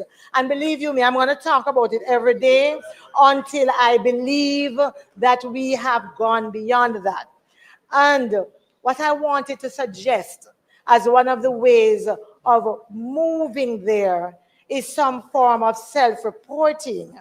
There are more forms of self-reporting so that houses, families who are in remote areas that might not come on the radar, yes, have an opportunity to self-report that, hey, we are here. Individuals in communities who have been missed have an opportunity to say, hey, you came and you missed me.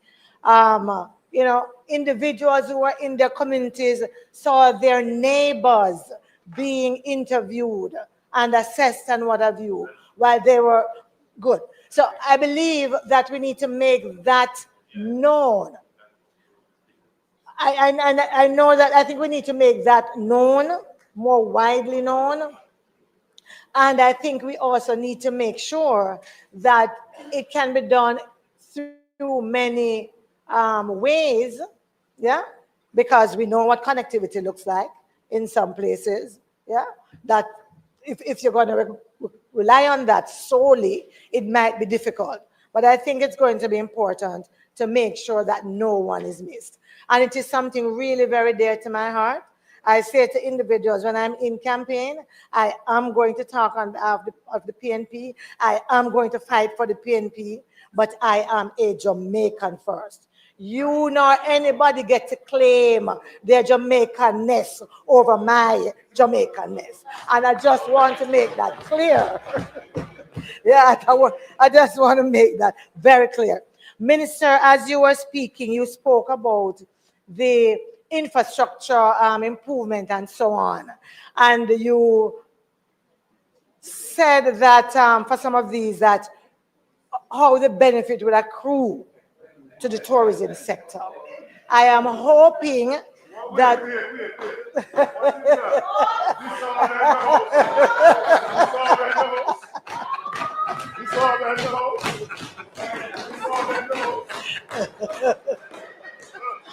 Mr. Speaker, I wanted, Minister, to ensure that the reconstruction that we're doing of our infrastructure is really not just about our tourists. It is as about them as it is about Jamaicans. So, for example, in all that we're doing, I'm hoping that the sewage system in Greenwich Town, for example, will finally be spaced to make sure that it is done. That there will, yes.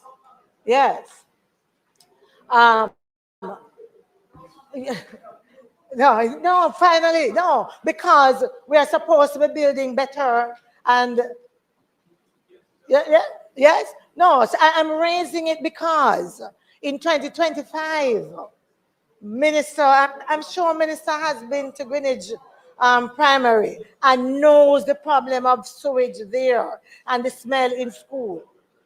And the smell in school every day. And so as we build better, I am hoping that there is a little space for those issues we have ignored and those issues we have not been able to address, but where the fiscal space might very well allow those to be done. Thank you. I want to remind members that they should just open the issue as it relates to the supplementary estimate not closing yet. She's coming back here with the issue. So we don't have to look here. We don't look here. No.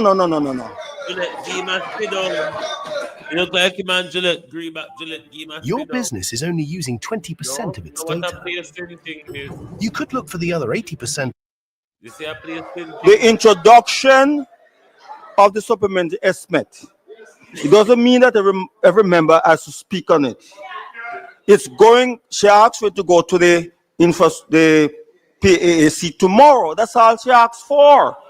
The debate is not yet open. When we come back, we can speak. Madam Minister, can you just respond that we can move on?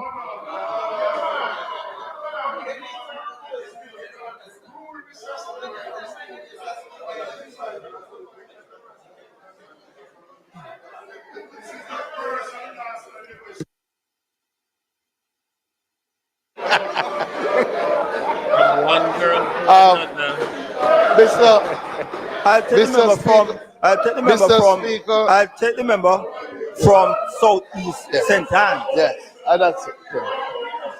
Yeah. Thank you, Mr. Speaker.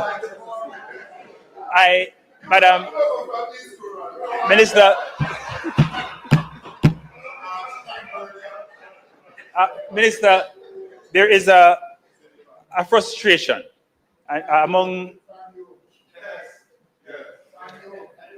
I am the voice of the people, and so yes, from me, because that's what they are feeling.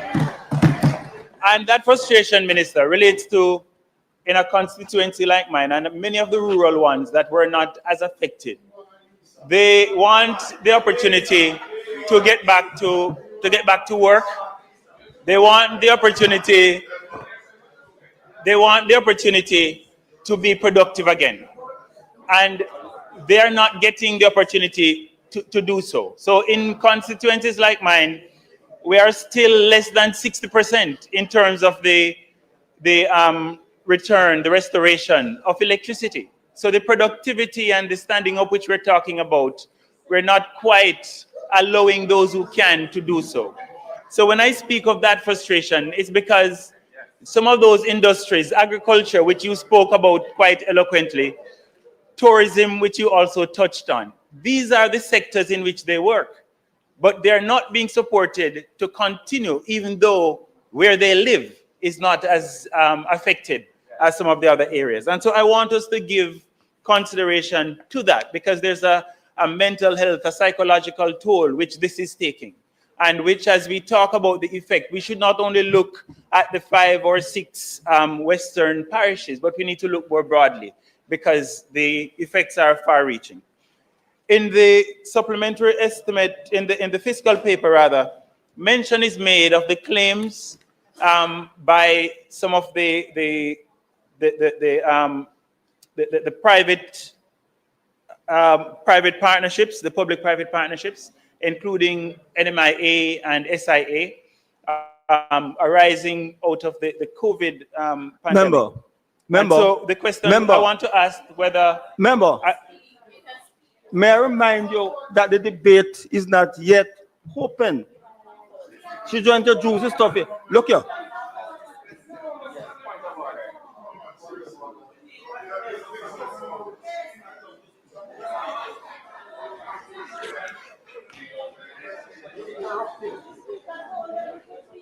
The question I want to ask the minister, the speaker. No, man, the question, Minister, relates to the claims that have been made. If you could provide some specifics as to the claims that have been made by these, as part of these public-private partnerships, namely the Sangster and the Norman Manley International Airports. So those are my 2 points. Thank you.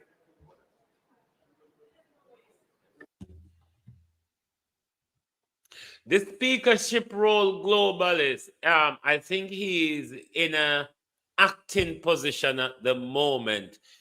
In any organization, you can choose who are deputies and who are Thank you, acting in a position. It's Mr. not really a Speaker. promotion. They can deputize I any one rise of to them use to my be the entire 30 acting, minutes on this choose any motion. one of them to be the acting speaker. And you, But as a a stickler for the Juliet standing and orders, Hirai would understand are that. the main speaker. But Member, no, you can speak for the 45 minutes or 30 minutes now, but you know you don't have the chance to speak when you come back to close. You do it right now. You have the time then.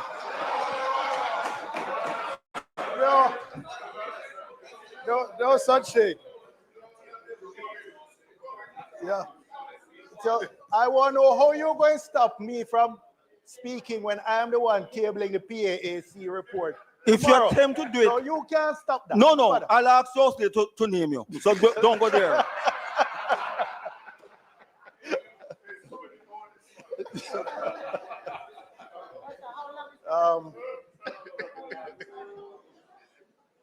On You see, just like how you have kangaroo courts, you have kangaroo parliaments as well. Yeah,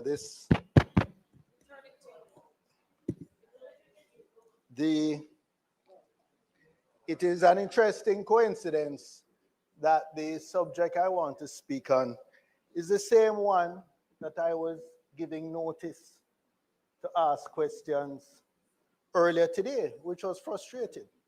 Not the actual questions, just the notice I was giving. And I was prevented from giving notice. However, it is serendipitous that I have this opportunity to treat with some of those same issues.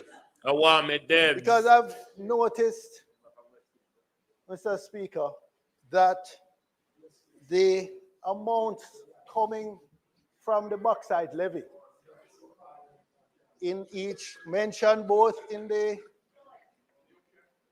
fiscal policy paper and in the supplementary estimates have been continued dwindling over time. In fact, for one quarter, there was zero collected in that. And when you look at the impact of Hurricane Melissa on a constituency like South Manchester, there is a high overlap with the houses damaged and the communities that have endured bauxite mining for decades. In fact, when you go to the poverty mapping that's available from Statin, you will see again there's a high correlation between those communities that have endured bauxite mining for decades and damage from Hurricane Melissa and the highest poverty rates in the parish. So this is why I found it important to be tabling some questions today about the impact of bauxite mining on southern Manchester, because this is an urgent matter for my constituents. Since I've been here this afternoon in Parliament, I've received messages from residents in St. Toulis who are trying to get an understanding from Jamalco, who are scheduled to start mining there tomorrow. What is the arrangements in terms of the common agreements, dust mitigation, compensation, resettlement, etc.?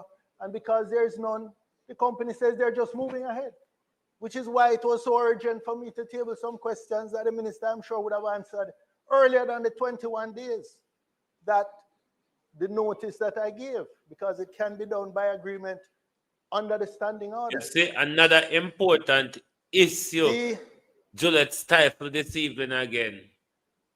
Sector, Minister, we have to continue to monitor very closely, because their contribution to the he's just in an acting position, Morris. Is diminishing, and the environmental liabilities and the decimation of communities are going in the other direction. Those liabilities are rising. And we need, in this parliament, to facilitate real debate of the net contribution of these sectors and how, even as we plan for life after bauxite, but in the interim, how we regulate their impact on the negative impact in particular on our communities and ensure that there's some legacy left. That was the nature of the questions that I gave notice of today, properly gave notice of, and that this parliament refused to allow. And the residents of South Manchester will remember this. And I am sure all other residents who send us here to represent them and be the voice for the voiceless will be watching and making note of what happened here today. Thank you,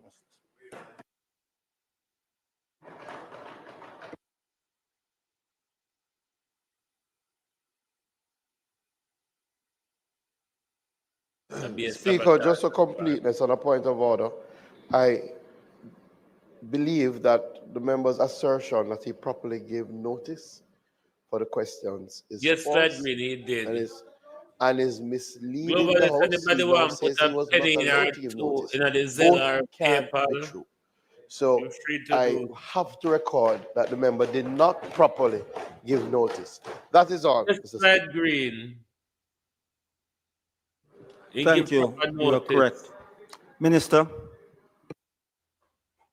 All right, members, thank you for your many, many questions. The first one, as it relates to the Independent Fiscal Council, I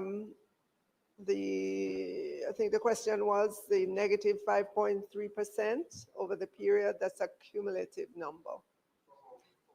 For that, the intermediate, right, the medium term, it was set out there. Right, it was set out.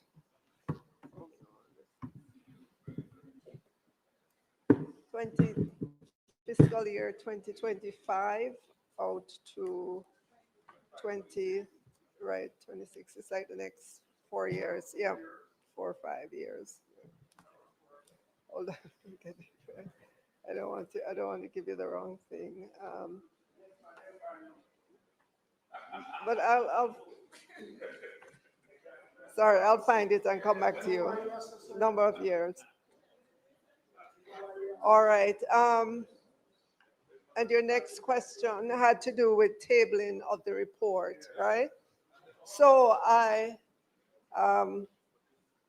messaged the commissioner, and he, in terms of whether or not it was tabled in Parliament, and he said no, he wouldn't send it to Parliament. The law only requires him to send it to me, and upon my request, which he has done.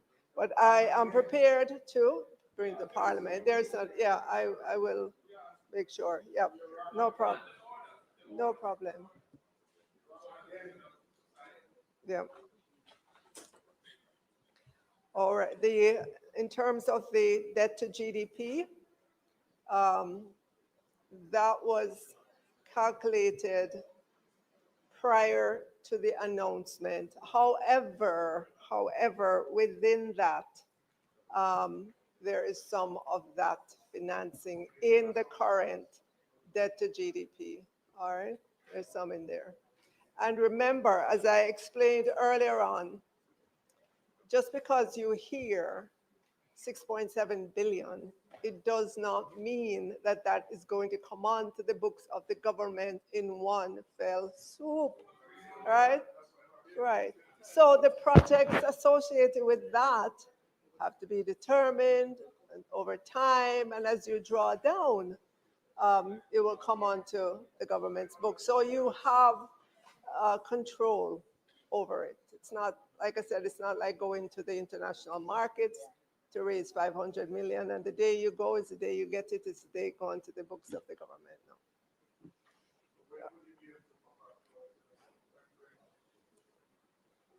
No. In a reasonable time, I will. What are some of the growth inducing? Well, that is why the Prime Minister created the National Reconstruction and Resilience Authority. It's going to be created with powers to move faster so that we get some of the work done. You asked for a question in terms of CRIF. Well, not a question, you made a statement, and we acknowledge that. CRIF started in 2007, I believe so.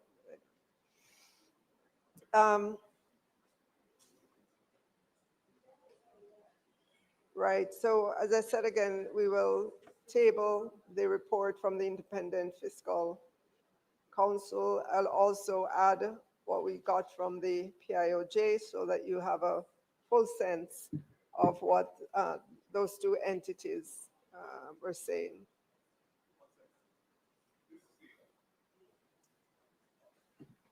On a point of clarification, as I understand it, we're debating a motion.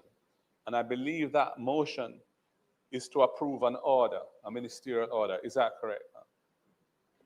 The order suspending the fiscal rule. Is that what we're debating? No, what are we doing? What motion are we debating?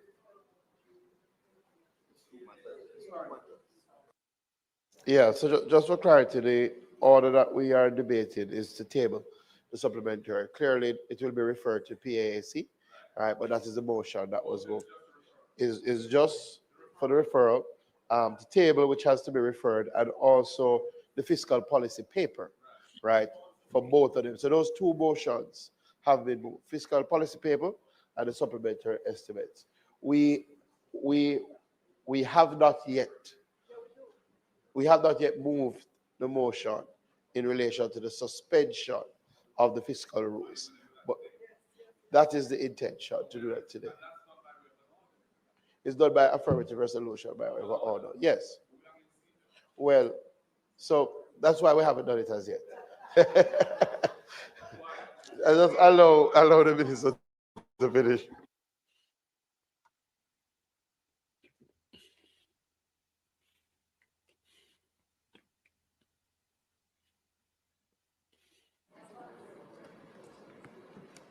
All right, so that answers your question about the suspension.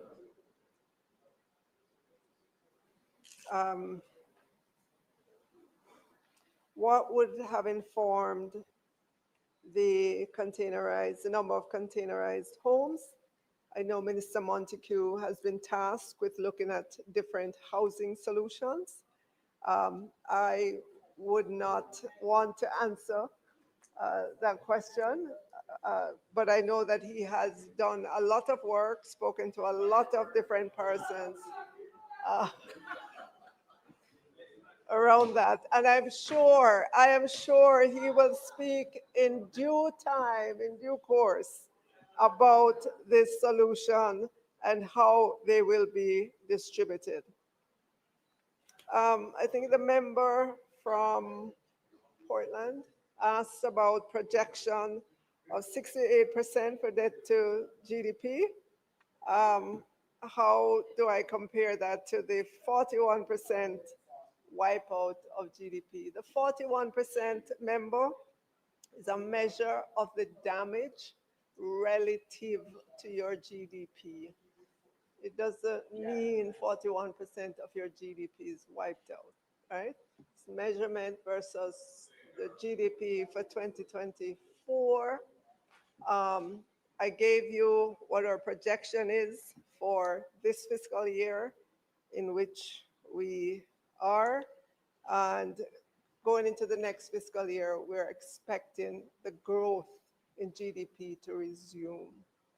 So I know there are some persons out there who made the mistake of just taking the 41%, piling it on top of the debt to GDP currently, and said, oh my God, the world is falling. But that's not how it's done. That just tells me that there's a lack of understanding about the fiscal numbers, about how you calculate debt to GDP, what do you include and what do you not. So Yeah, there's go some mad over work to be Ralston done High, there man. to help persons to understand that figure.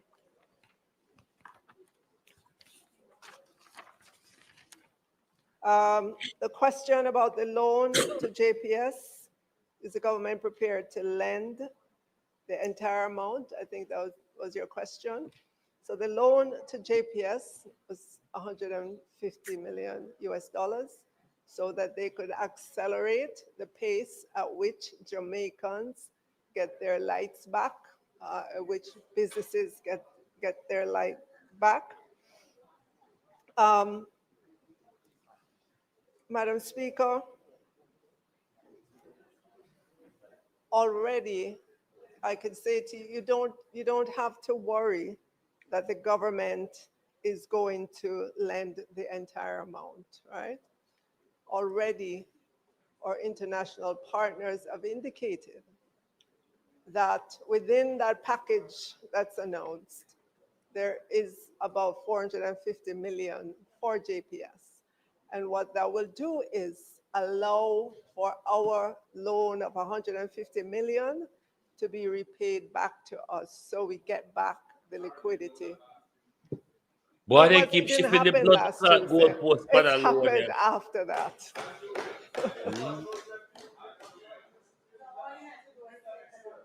Everybody you talked about a 150 million loan and they have a different answer for you.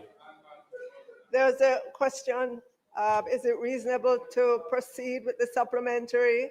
Yes, the business of government must go on.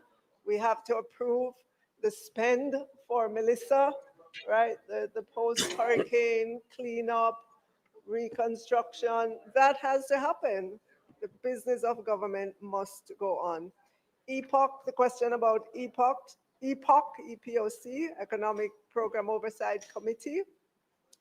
That committee sits within the Independent Fiscal Commission. It sits within there. It still has some of the same people on it.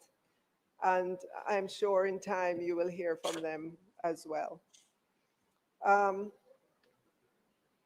The JPS loan, had a lot of more questions on that. Go in terms on. of the interest rate, it was reasonable interest rate for them. Yes. I think it was about 5.5%. So it was a very, very reasonable loan.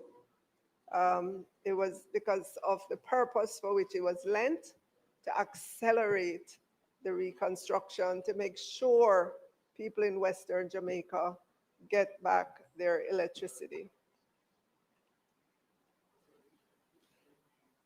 And then the other questions in terms of the value. Government. What do you mean, who's the lender? GOJ, Ministry of Finance. Yeah. So the question about the value of the assets, we don't have to answer that one. I just told you how the loan was going to be repaid. Right, and it's the Ministry of Finance.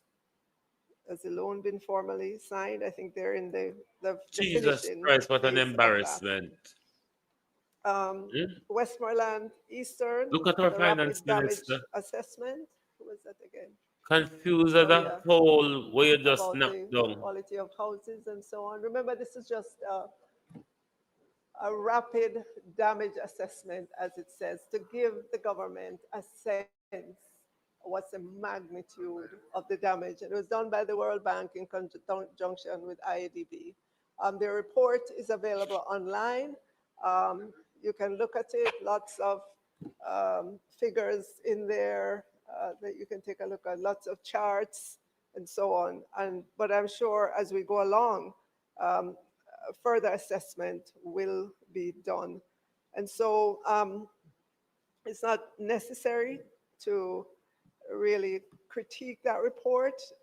It happened within a very short period of time, using drone technology, using all the whiz-bang tools at our disposal now for this rapid assessment of damage. And so we want to thank the World Bank and the IDB for just jumping in and doing that. It has given us the direction in which we can move and move with alacrity to get restoration going again. What metric to value?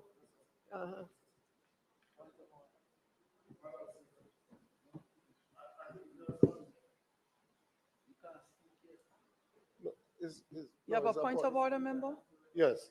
I think there was a misunderstanding of the point that was made. Oh, clarification. I was not criticizing the assessment that was done by the World Bank.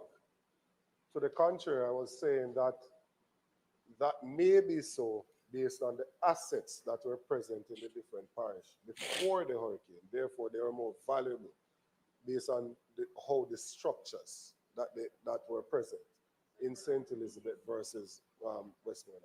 And I was saying the impact of it. So you might have a greater dollar value to St. Elizabeth, but I was saying the impact of it. And if you look at JPS, when you look at JPS report as to the number of customers without electricity, 93% of Westmoreland, which is the highest in the country. And I was saying that in Eastern Westmoreland, 5,000 houses are totally flat. So it is in that context that I was making the point. It wasn't a critique of the World Bank.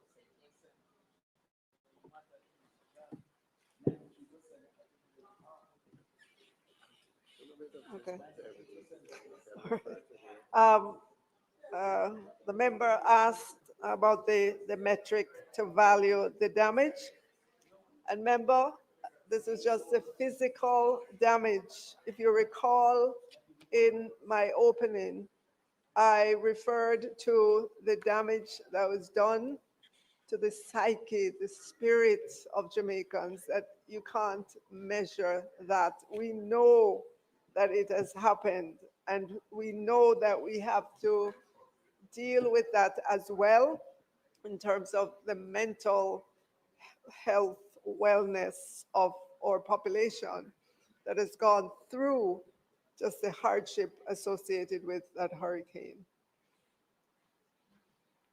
That's it, I think. Hold on.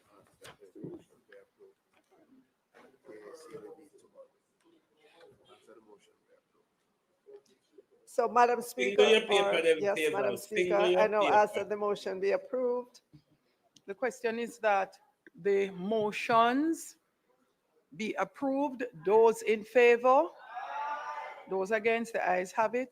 Minister, could you please say when PAAC will meet to consider the third supplementary estimate? Madam Speaker, the PAAC will meet tomorrow to consider the third supplementary estimates. Thank you, Madam Speaker. Thank you, Minister.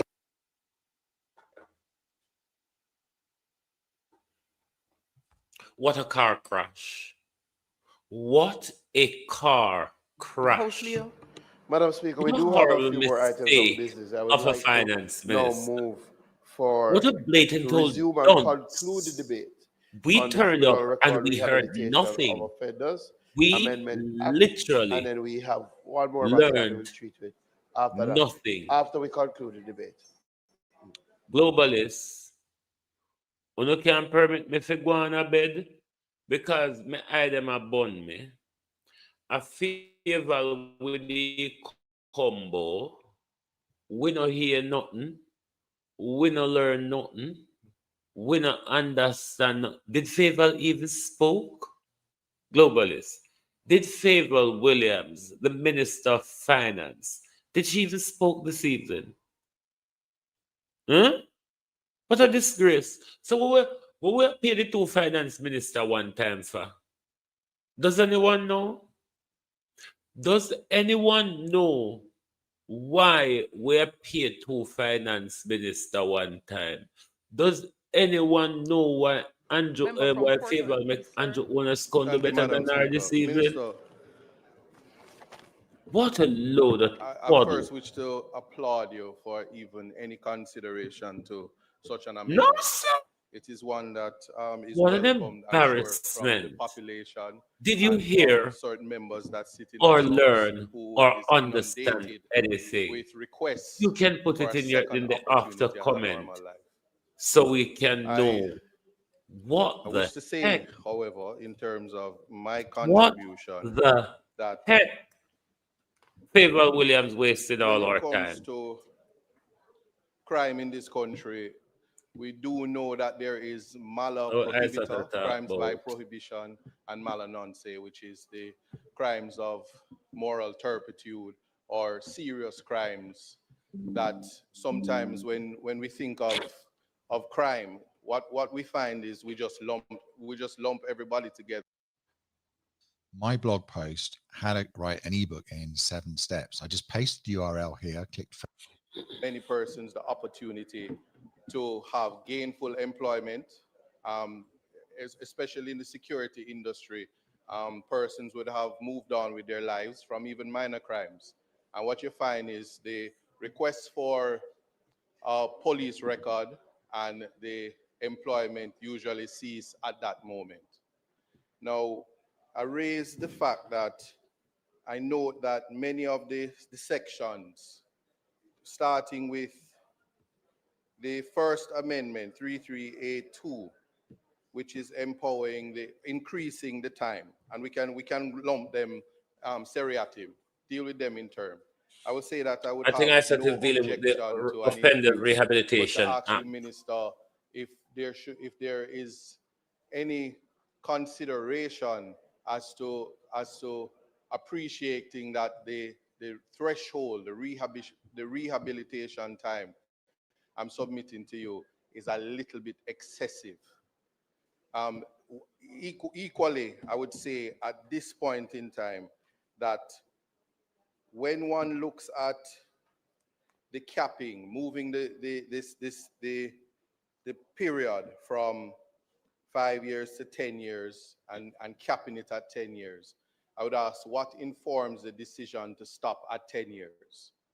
And I would use, I have support in saying that certainly in England, and if we are to say that citizens in the UK, if they breathe the same air as us here in the Caribbean, then there must be a consideration of restoration of the life of a person who would have committed a crime after the rehabilitation time has passed. Now, we do have a robust schedule of offenses that Globalist me I've got seen me you bed, have we also had soon a morning. suggested Man, we amendments, talk about and the I'll car deal with crash that. and we But to pick start up with the the point bloody that in the clothes United Kingdom, of Favor certainly from there the was an amendment in accident scene. 2022 A morning. sets Thank you all which for says being that here at anyway, even though sentences we 4 never years and learned over, nothing. the We never rehabilitation understand period for nothing. adults We is was 7 just years. here And as then they make spectator reference to bodies. their schedule, Thank you Favor, very much. their schedule, And schedule good 18 night in there from in the Global relevant TV. legislation. That schedule has the offense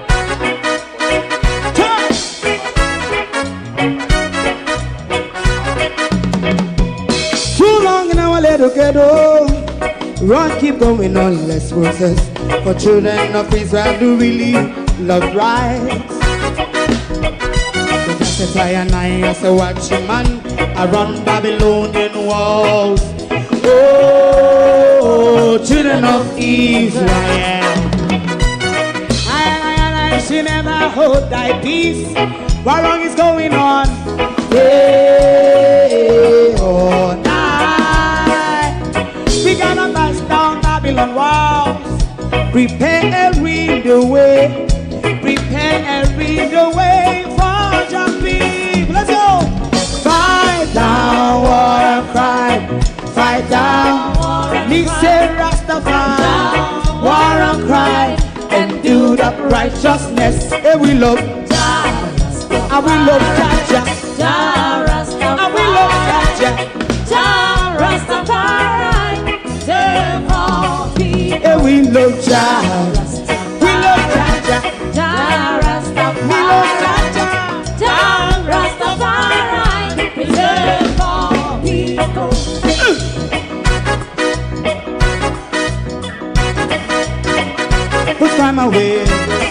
away again. Listen. Yeah. Just as I say, watch your man, I run Babylonian walls.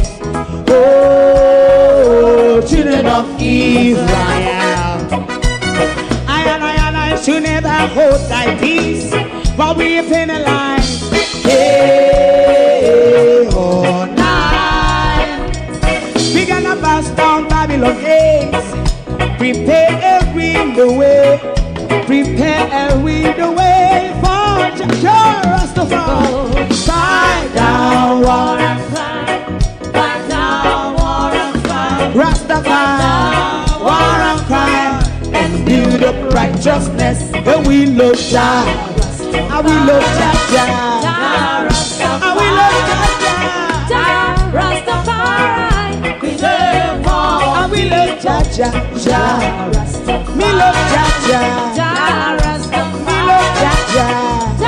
Rastafari, preserve all. Me love Jah.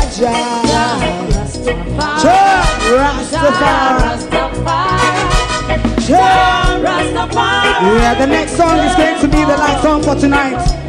And then DJ Twink. If you don't like missing out on the latest shows but still enjoy classic hits, then Global TV Group 358 is your perfect match. Global TV Group 358 isn't just another channel, it's your ultimate TV experience. From breaking news to binge-worthy dramas and timeless classics, we've got it all. Our unique blend of original content and global favorites means there's something for everyone. And guess what? With GTVG's seamless streaming, you can watch anywhere, anytime. Plus, our interactive features let you be part of the action. So, whether you're a seasoned binge watcher or a casual viewer, Global TV Group 358 is here to keep you entertained day and night. Don't just watch TV, experience it with Global TV Group 358. Subscribe now and never miss a moment.